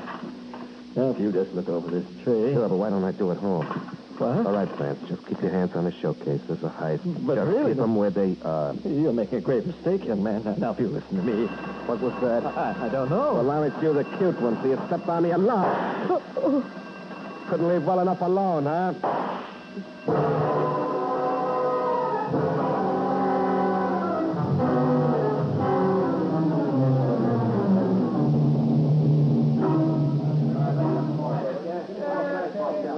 you fellas. Let's hurry it up and get out of here. Myers, be sure you get a shot of the showcase, huh? Right, Mike. Greetings, gents. Oh, no, wouldn't you know it? Well, if it isn't Sergeant Pulaski, where's Corbett? He's lucky. He got a day off. What are you doing here, Waring? I represent the insurance company. Well, fellas, we can all go home now. The Falcon is on the case. You better stick around, man. You might learn something. What do you got, Steve? Darn little. What about Vance? He died an hour ago. Tough. He talked before he went? No, not much. Here's a description of his killer. Blonde hair, blue eyes, 5'9", small mole on right cheek, V-shaped scar on left wrist. V-shaped scar. That's funny. What's so funny about it? Sounds like a boy I used to know in San Francisco. Well? Well, it couldn't be him. Last I heard, Mac was serving 5 to 10 at San Quentin. Mac who? Mac McKenna. What made you think it's him? That scar. He got it in a knifing. But it couldn't be the same one. Well, couldn't it? Suppose I told you that Mr. McKenna is now guesting in our fair city. What? Yeah, I got it from the stoolie last week. He's living with his wife at the Belmore. It sounds too easy. Well, I'm going to pick him up just for luck. Come along, see how it's done.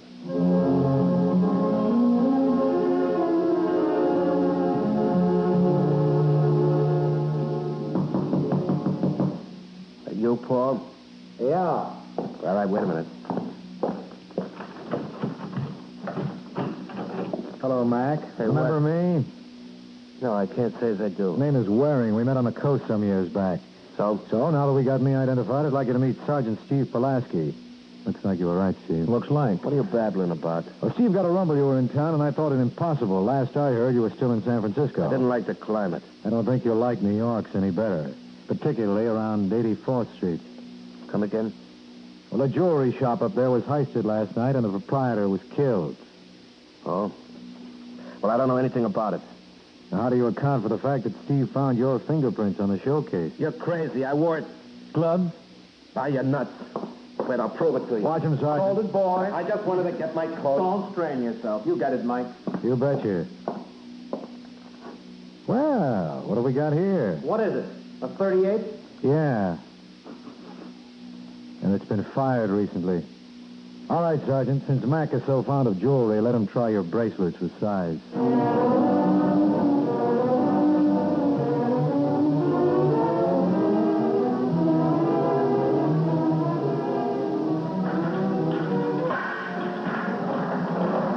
Hey, McKenna.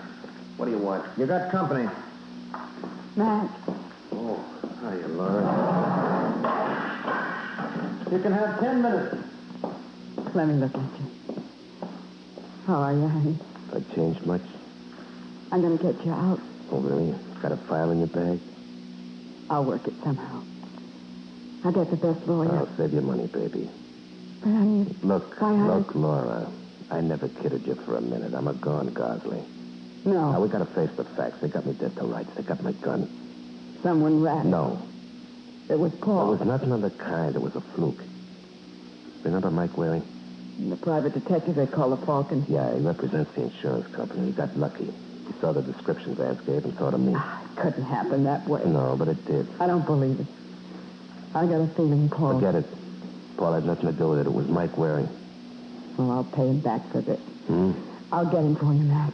If it's the last thing I do... Now, don't talk like a jerk. I tell you, I'll get him. Don't ask me how. But I'll manage. That you can depend on.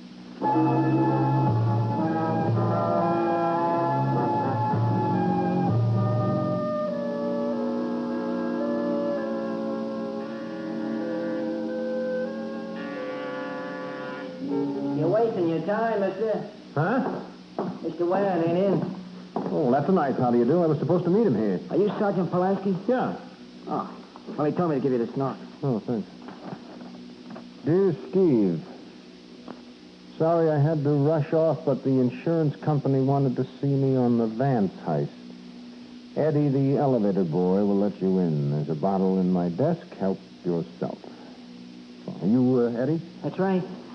Well, you got a pass key, or do I use mine? You sure it'll be all right with Mr. Waring? Well, here, look for yourself. Eddie, I'll let you in. Well, I guess it's okay. There you are. Well, thanks a lot, Eddie. You've been a great... Oh! Sergeant! Sergeant!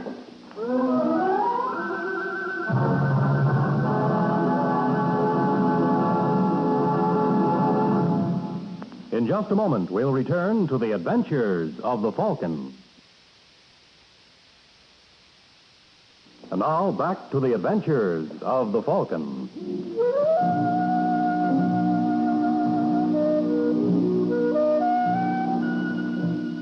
Well, that's the way it goes sometimes.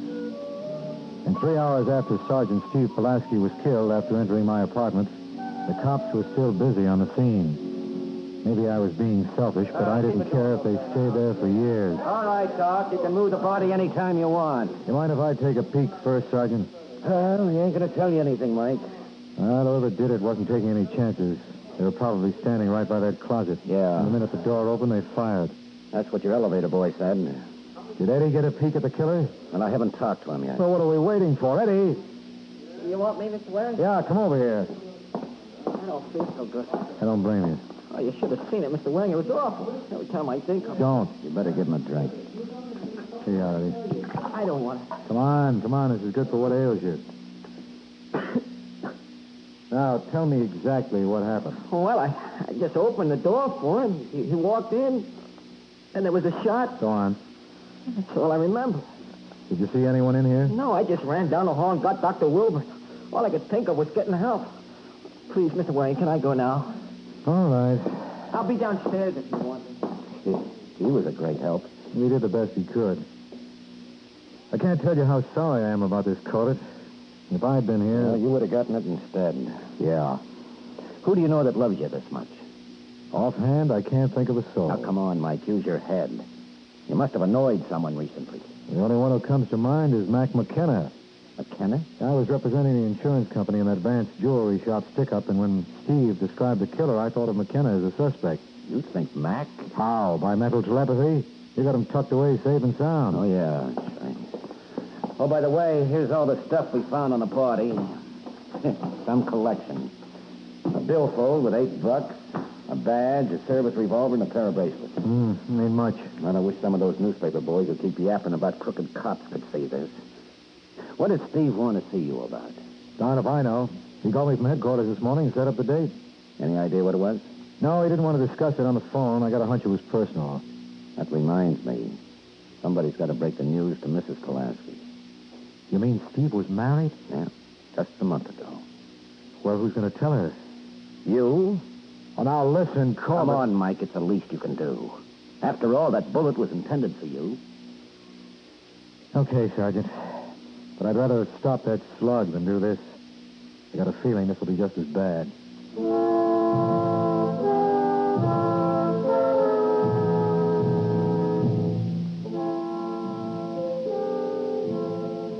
Just a second. Mrs. Pulaski? Yes.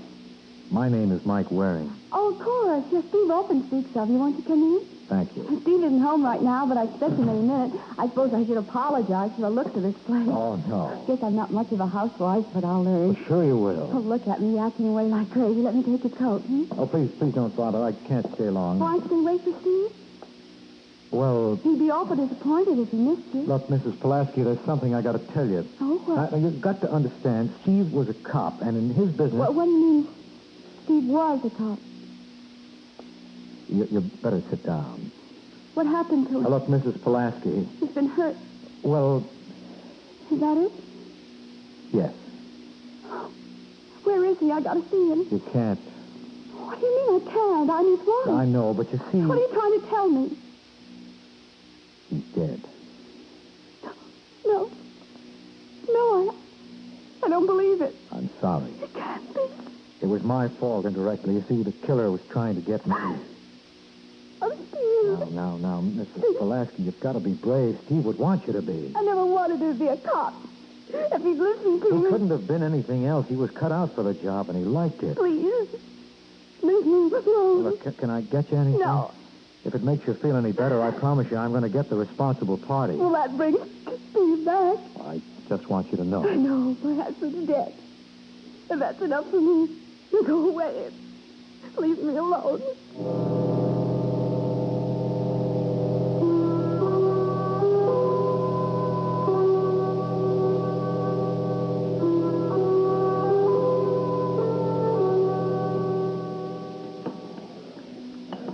more coffee, Mike? No, I had enough. Well, how'd it go? Real bad. You know if Mrs. Pulaski has any relatives? No, not as far as I know. I wonder what she's going to do. She doesn't look like a girl who's used to working. Well, with Steve's insurance and the money from the police pension fund, why, she'll do all right. I hope so. So help me, Corbett, if it's the last thing I do, I'm going to get him. If I don't get him first.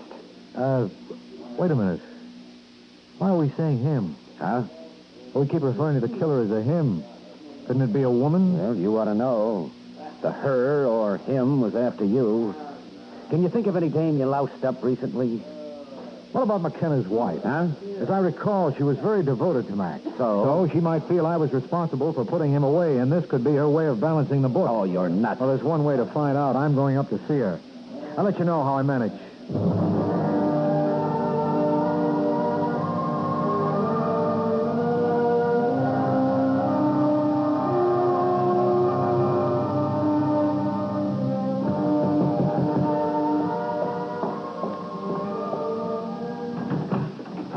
Yes? Mrs. McKenna? Yeah, that's right. I'd like a word with you. I'm busy. You can't be that busy. Now, look, mister, I don't know who you are. Why not ask me? Frankly, I don't care. My name is Mike Waring. Mike Waring. Yeah. Why, you... Now, take it easy. I'll kill you. I'll kill you. Behave yourself. Let me go. Will you behave? Let go. I imagine you're pretty surprised to see me. Well, you killed the wrong boy. It was a police sergeant named Steve Pulaski. You're crazy. Doesn't this convince you I'm alive? I don't know what you're talking about. You're crazy about Max. When you felt I was instrumental in sending him to the chair, you wanted to get even. And I will. Oh, no, Laura. In this league, you only get one chance. You muffed yours. Get your coat, Angel. We're going places.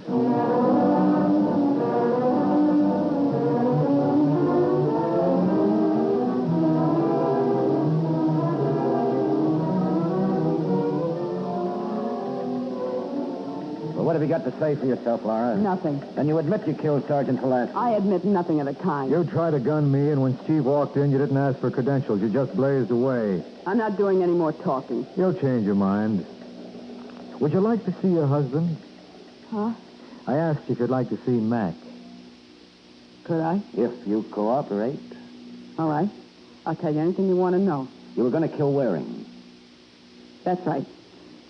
Now can I see Mac? So you got into his apartment. Huh? You got into his apartment? Yeah, I did. How? My door was locked. I used the fire escape. That put you in my bedroom? Yeah, now can I see Mac? No. You promised me. I promised you you'd see him if you'd cooperate, but you're not. Now, how did you get into my apartment? I told you through the fire escape. That leads to the kitchen. You got me mixed up. I meant the kitchen. What about the window there? Well, it was open. No, it wasn't. I distinctly remember shutting it before I left. I want to see Mac. Well, what do you say, Mike? Okay. Well, let's take Mrs. McKenna down to see her husband and then lock her up. Thanks a lot, son. You won't regret this. Can you beat that? She means it. Yeah, she's real mad for the guy. Listen, Corbett, I want you to do me a favor. Release her. Are you nuts? Now, you don't have to worry. She won't skip. Mac will hold her here like a magnet. What's the idea? I don't think she's telling the truth. Something about her confession that bothers me. No, you won't be satisfied till she kills you. Well, then you can say I told you so. What do you say, Corbett? Would you play along with my hunch? Oh, okay. But if it doesn't pay off, I'll eat your heart. With a little chili sauce, it ought to be real tasty.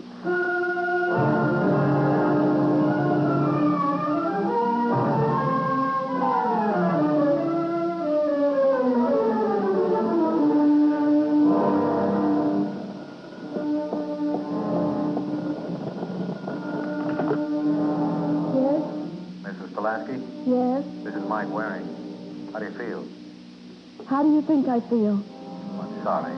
I only called to tell you we finally got a line on Steve's murderer. Well? Well, wouldn't you like to know who it was? Will that bring Steve back? I suppose you're right. Still, I thought you'd be interested. You see, this party was trying to kill me. I figure she'll try again. What do you mean? Well, I believe this woman is motivated by revenge. If I'm right, Steve's death doesn't satisfy her. Only mine will. That's how we plan to nab her.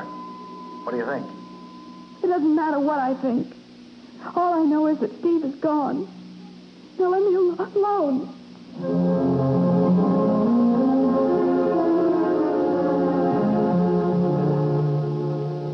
All right, Eddie, now show me exactly what happened when Sergeant Pulaski came here this afternoon. Well, at first I saw him. He was banging on your door. He looked kind of upset because you weren't in. That's when you gave him my note? Yeah. Then he told me you said it was all right for him to wait inside. Where were you standing at the time? Right about here. Go on. Also, I pulled out my pass key and opened the door. Show me how. You mean you want me to go through the whole thing again? Uh-huh. I guess Steve was here, huh? Uh-huh. All right, open the door like you did. That's how it was. And just as he stepped into the room... Oh, Mr. Waring! Mr. Waring!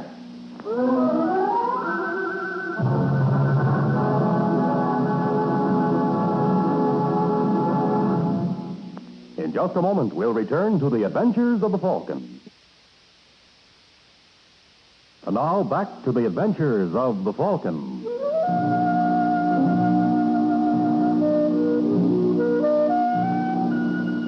Well, there must be something in the old line. If at first you don't succeed, try again.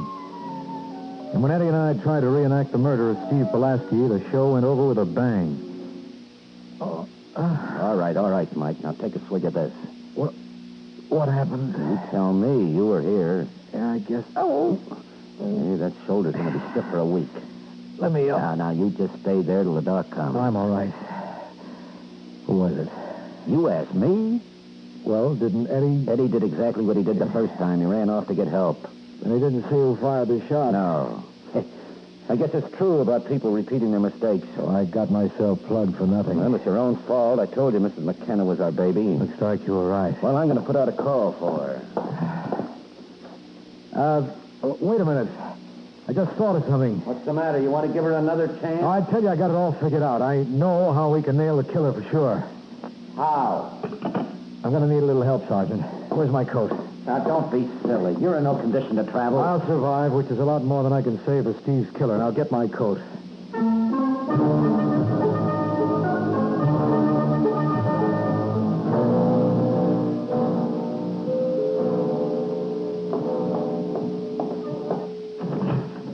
Yes? Hello, Mrs. Pulaski. Remember me? Mr. Waring, what happened? My shoulder? It's nothing. Yeah, this happens practically once a week. Oh, this is Sergeant Corbett. I know. I can't tell you how sorry I am about Steve, Mrs. Pulaski. May we... Of course. Thanks. I suppose I should apologize, Mr. Waring. What for? Well, I wasn't very courteous when you called. Well, that's understandable. You were under a strain. Have you made any progress? Plenty. Why do you think I'm wearing my arm in a sling? I don't understand. The killer took a shot at me, but I was luckier than Steve. Well, then you know who it was. I think so. We even got a confession. Oh, I'm glad you mentioned that, Sergeant, because I told you something about it that bothered me. Now I know what it was. What? It was a phony. Laura McKenna only made it so she could see her husband. I don't understand. You see, Mrs. Pulaski, originally we thought this was a plot to kill me that misfired. So we went around looking for people who disliked me. That's how we came up with Mrs. McKenna. What's wrong with that? Well, let's consider the actual result in the case. Who was the victim? My husband. Mm-hmm. Now, suppose it wasn't an accident at all. Suppose someone was really after Steve. You see the possibilities? No. Well, then we come up with a different group of suspects. You remember the personal effects they found on his body? Yes. There was a wallet with $8, a badge, and a gun. Doesn't it strike you there was something missing? No. Well, what happened to his skeleton keys? What are you talking about? They weren't on his body. Shall I tell you why? Because the killer used them to get into my apartment. The killer knew that Steve was headed there to see me. Now, who would have the best opportunity to know of that appointment and to lift the keys? Who? You. You had big ideas. You didn't like living on a policeman's salary, so you killed Steve for his insurance. No. What complicated the deal was that we thought I was supposed to be the victim. That's why you made that second attempt. That was calculated to make all the more certain Steve was killed accidentally. I tell you no. I tell you yes. Oh, you were a real clever angel, but you made one mistake, and in this game, that's enough to put you away. All right, Corbett, prove it to us.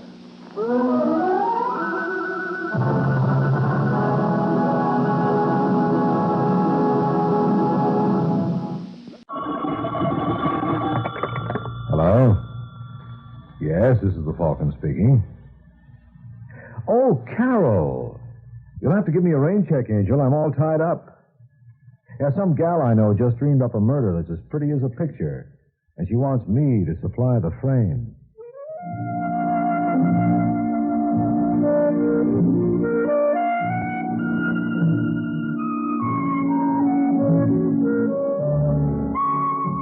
There's one thing you learn working as a private detective.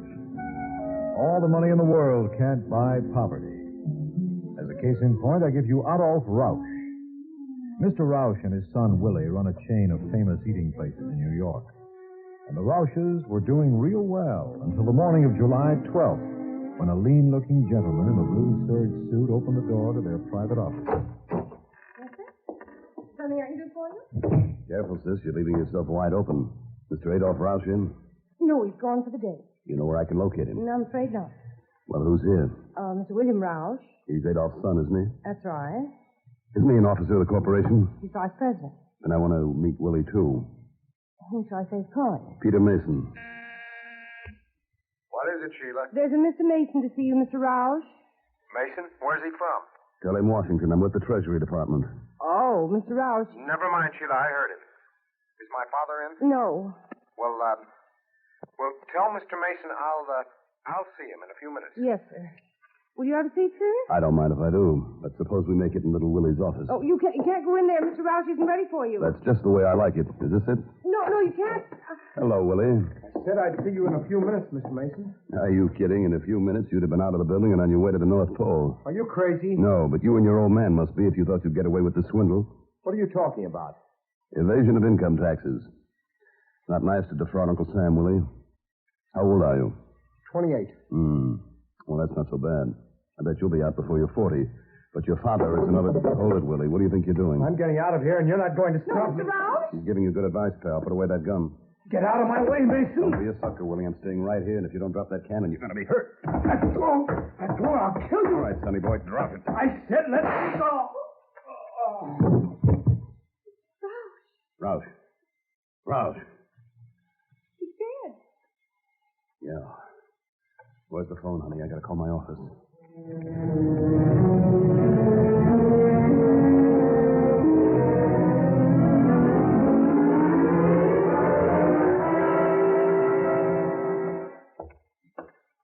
All right, fella. Open him up. I got a pass here to see Mr. Rausch.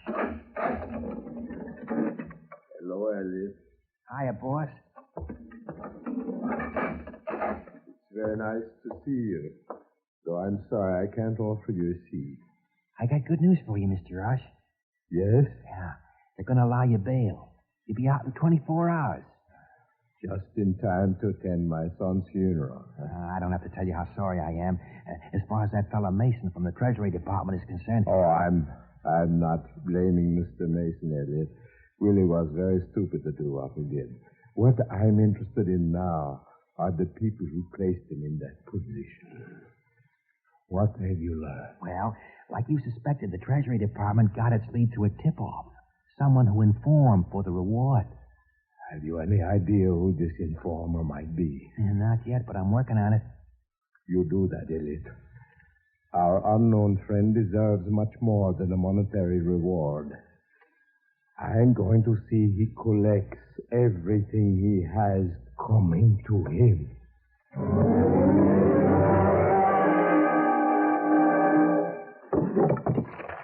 Now, what have we got here?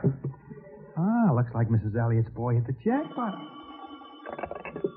Yeah, this is Elliott. She's on her way up? Oh, you idiot. Why didn't you give me a call before? If she catches me here, it's gonna... Oh, hold it. There she is now. I gotta hang up. No, I'll think of something. Hiya, honey. What? I said hiya. What are you doing in this apartment? Me? Well, I'm waiting for Tony. Good old Tony. When do you expect him home? How'd you get in here? Well, you see, Talbot, Sheila Talbot. Well, like I was saying, honey, I was waiting for good old Georgie and... Tony before. Did I say that? Huh? I still want to know how you got in here. That's simple. Door was open. Well, I gotta run now. Just a second. I'm sorry, baby. I got a couple of stops to make. But it's been a real pleasure. We must do it again sometime, huh?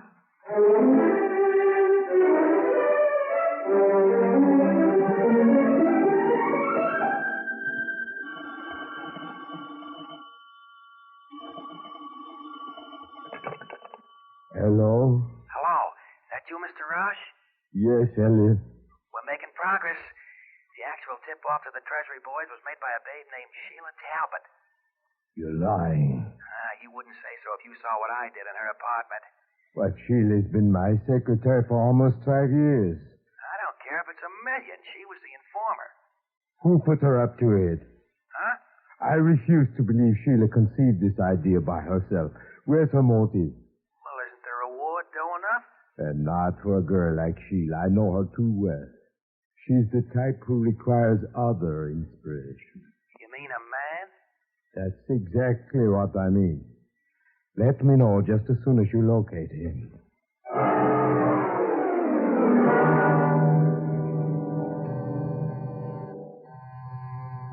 Just a second.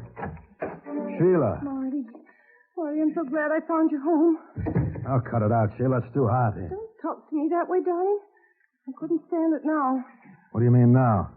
Mr. Rouse knows I was the one who went to the Treasury Department. You're out of your mind. No, I tell you it's true, Marty. How do you know? This afternoon I found a man in my apartment. He claimed he blundered in there. What makes you think he didn't? You know that silver cigarette case you gave me? What about it? Missing. He must have taken it. Well, I don't think that case means anything one way or the other. You're wrong, darling. It was the only gift you ever gave me, so I had it engraved. What? Marty, you're hurting me. What did you have them put on that case? Just my initials and yours. Well, you stupid little... You realize what Roush will do to me if he finds out? How can he? I wouldn't tell him. What about the jeweler? He's in Seattle. I had it done while I was there on my vacation. Well, that won't stop him for long either, unless... Unless what? We got to give him a goat. What? That's right, a man with the same initials as I got, and preferably in the same business. Why the same business? Because Roush will realize you must have had a private detective advising you. But there may not be another private detective with the same set of initials. Oh, in a city the size of New York, there's bound to be at least 100. All we need is one. And when you find him? We're going to write you a dozen letters that you'll plant all over your apartment. They'll be so hot they'll blister your hands just to pick them up, and we're going to sign them all with your friend's name. Oh, that's not right, Marty. Shut up. Ow! Now get to work on this telephone directory. What do I look for? How many times do I have to explain? A private detective with the same initials as mine. And since my name is Marty Walsh, I assume you've got brains enough to figure it out.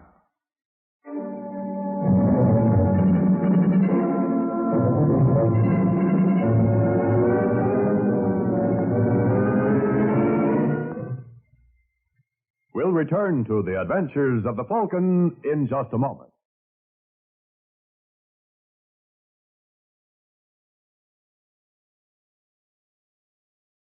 Now back to the adventures of the Falcon.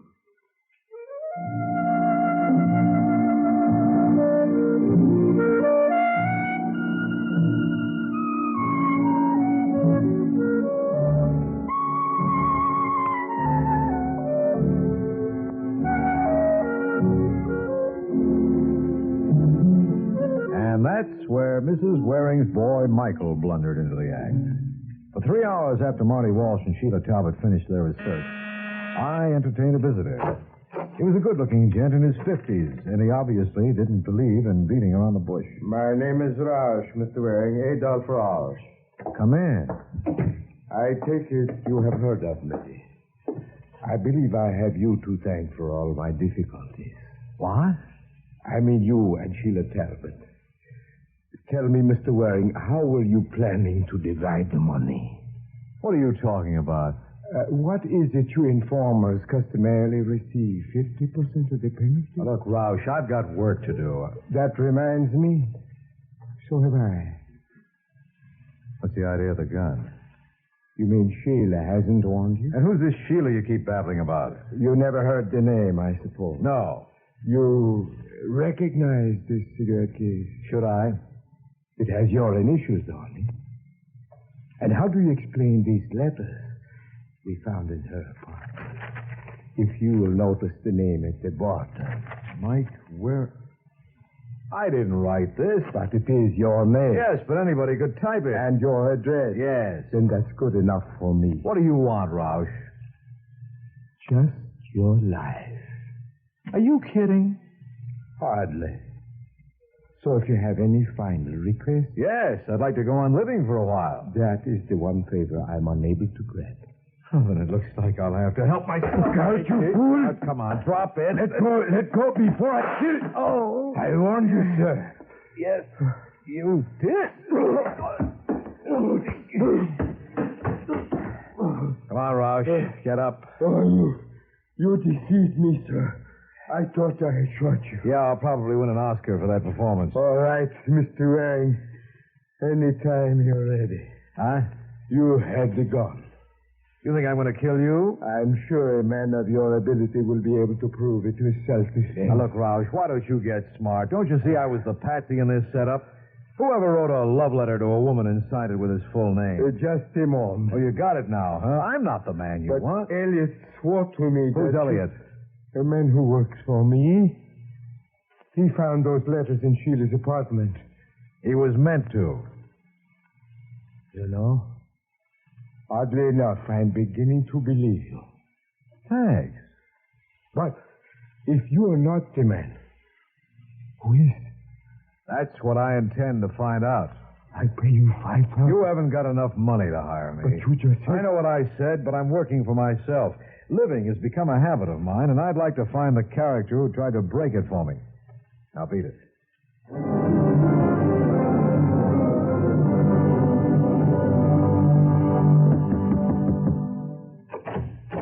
Yes? Hello, Sheila. Remember me? No. I don't see how you forget so soon, especially after the way you saved my letters. Oh, you're... Mike Waring.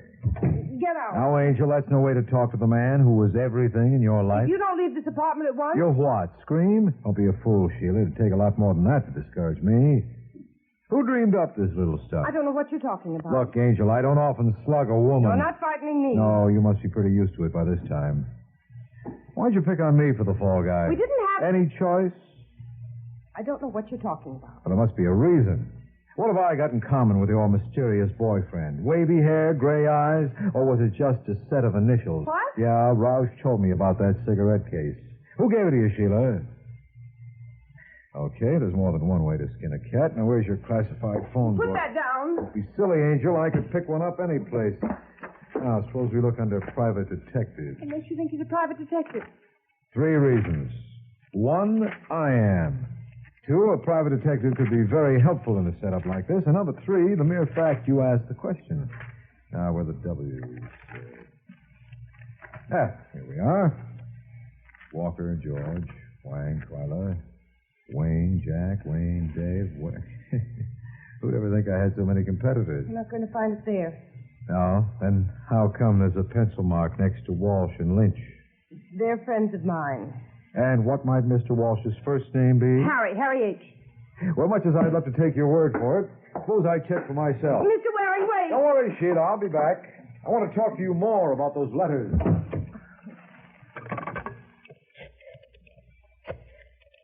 9, 4, 6, 1.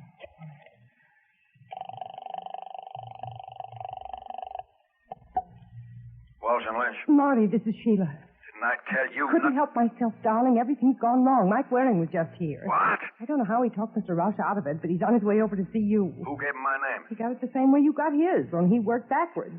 And there was a red pencil mark next to yours in the directory. Well, you stupid little fool. Darling, don't talk to me like that. I've risked everything I have for you. Never mind throwing it up to me now. When did Waring leave? Just a few minutes ago. Well, that gives me a little time anyway. What are you going to do? I've come to one conclusion, Sheila. You're naturally the worrisome type, so the less you know, the better off we'll both be. I'll call you back later.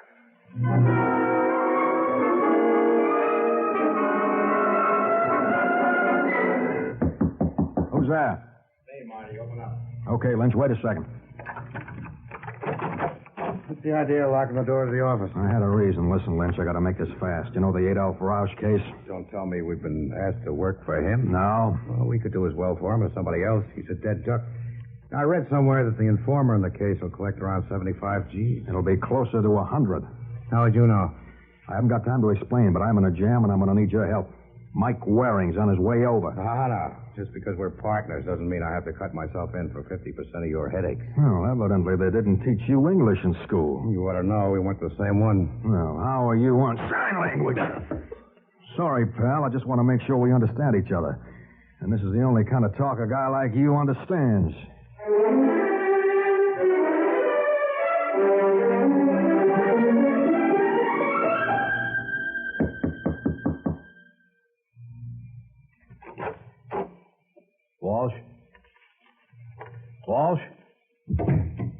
right, mister, don't move. What? Turn on the lights, Davis. What? Pete, Mason. What are you doing here, Waring? Suppose I asked you that. I asked you first. And I've got a badge from the Treasury Department that makes it official. I want to see Mr. Walsh. Why? It's a personal matter. You're not kidding? What are you getting at, Mason? He's dead. What? Apparently that's news to you. Oh, it certainly is. Can I see the body? Yes, it's in his private office. Where's that? Well, you've no idea, hmm? If I had, I wouldn't be asking. Right in here. Oh, no. Pretty, hmm? What was it? A slug? 5. And any one of them could have done the trick. Then why did the killer use 5? Certainly made a mess of his face. Mm-hmm. His own mother wouldn't know him now. How do you know it's Walsh? Could be his partner, Lynch. He was identified by a stenographer. We found her telephone number in Walsh's file. That's a brilliant piece of work. And you know us, Waring. Thorough. By the way, where is Lynch? Why bother with Lynch? We've already got the logical suspect. Yeah? Who? You know a gal named Sheila Talbot? Name sounds familiar. It should. She said you were up to her apartment an hour ago. Is that what she said? Mm-hmm. When you left her, she got the impression you were going over to see Walsh. It shouldn't have taken you more than 20 minutes to make the trip. Lucky I was delayed then, huh? Were you? Come on, Mason, quit fencing. You're not equipped for it. I was just thinking this might be your second trip. Are you accusing me of murdering Walsh? Never once entered my mind. Then you have no objections if I leave. None whatsoever. Go right ahead. Thanks. But, Mike. Yeah? Don't go too far.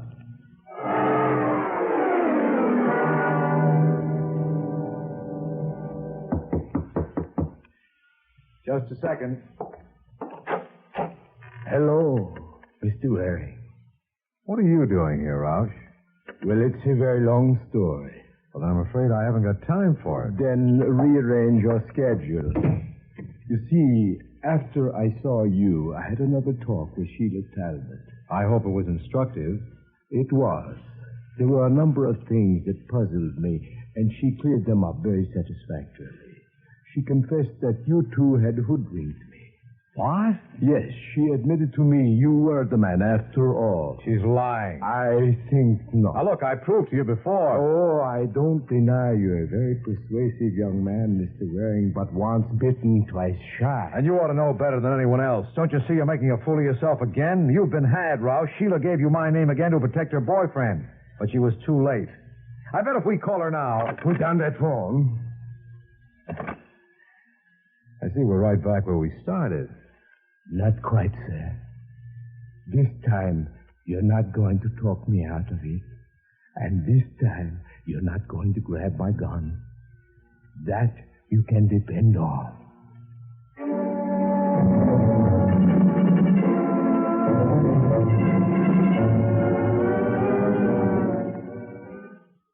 We'll return to the adventures of the Falcon in just a moment. But first...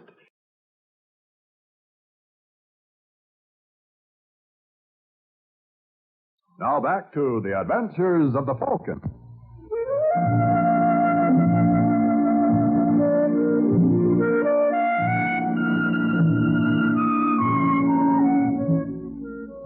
A private detective and a poker player have one thing in common. They both have to know when the fellow across the table is bluffing. I didn't think Roush was. He looked as if he held a wonderful hand, and he did. A .45 caliber full.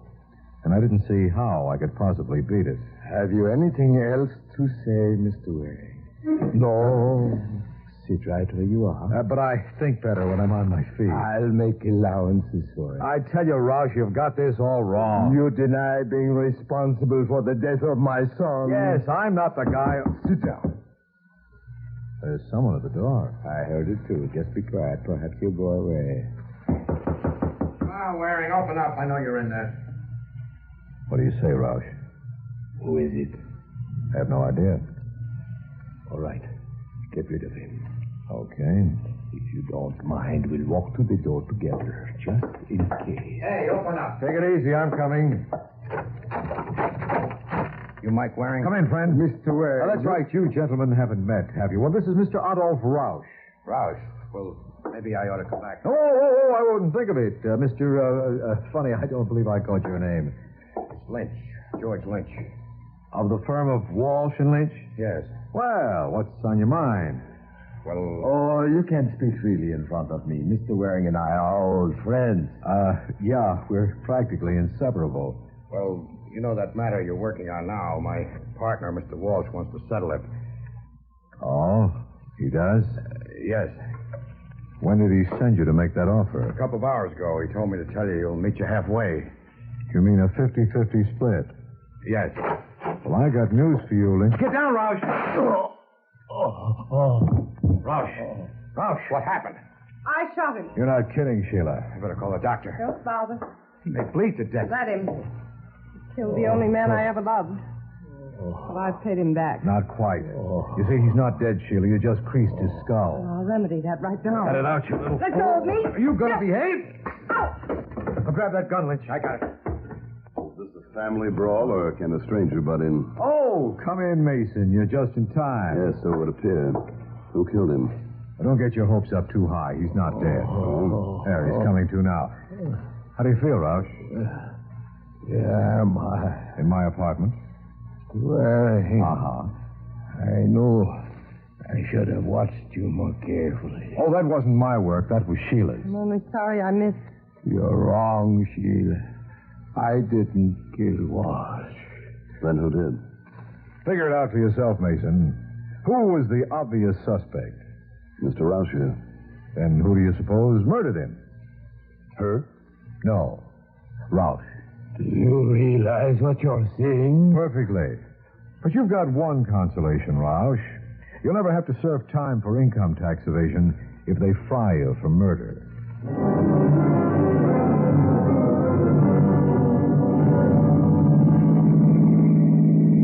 I know I'm in no position to ask favors, Mr. Waring, but before you drop me off... You'd like me to clear up a couple of points. You mind? Not at all. You see, Roush killed your boyfriend, Marty Walsh. I don't have to tell you his motive. No, he felt Marty was responsible for his son's death. That's right. Well, how did Roush find out it was Marty? Simple. He had one of the best boys in New York working on it. A fellow named Paul Elliott. Then why did Roush pretend to think you were the man? Because he intended to kill Marty from the start. Yet if he claimed he didn't know who your boyfriend was, nobody could suspect him. Then why did he threaten you after Marty's murder?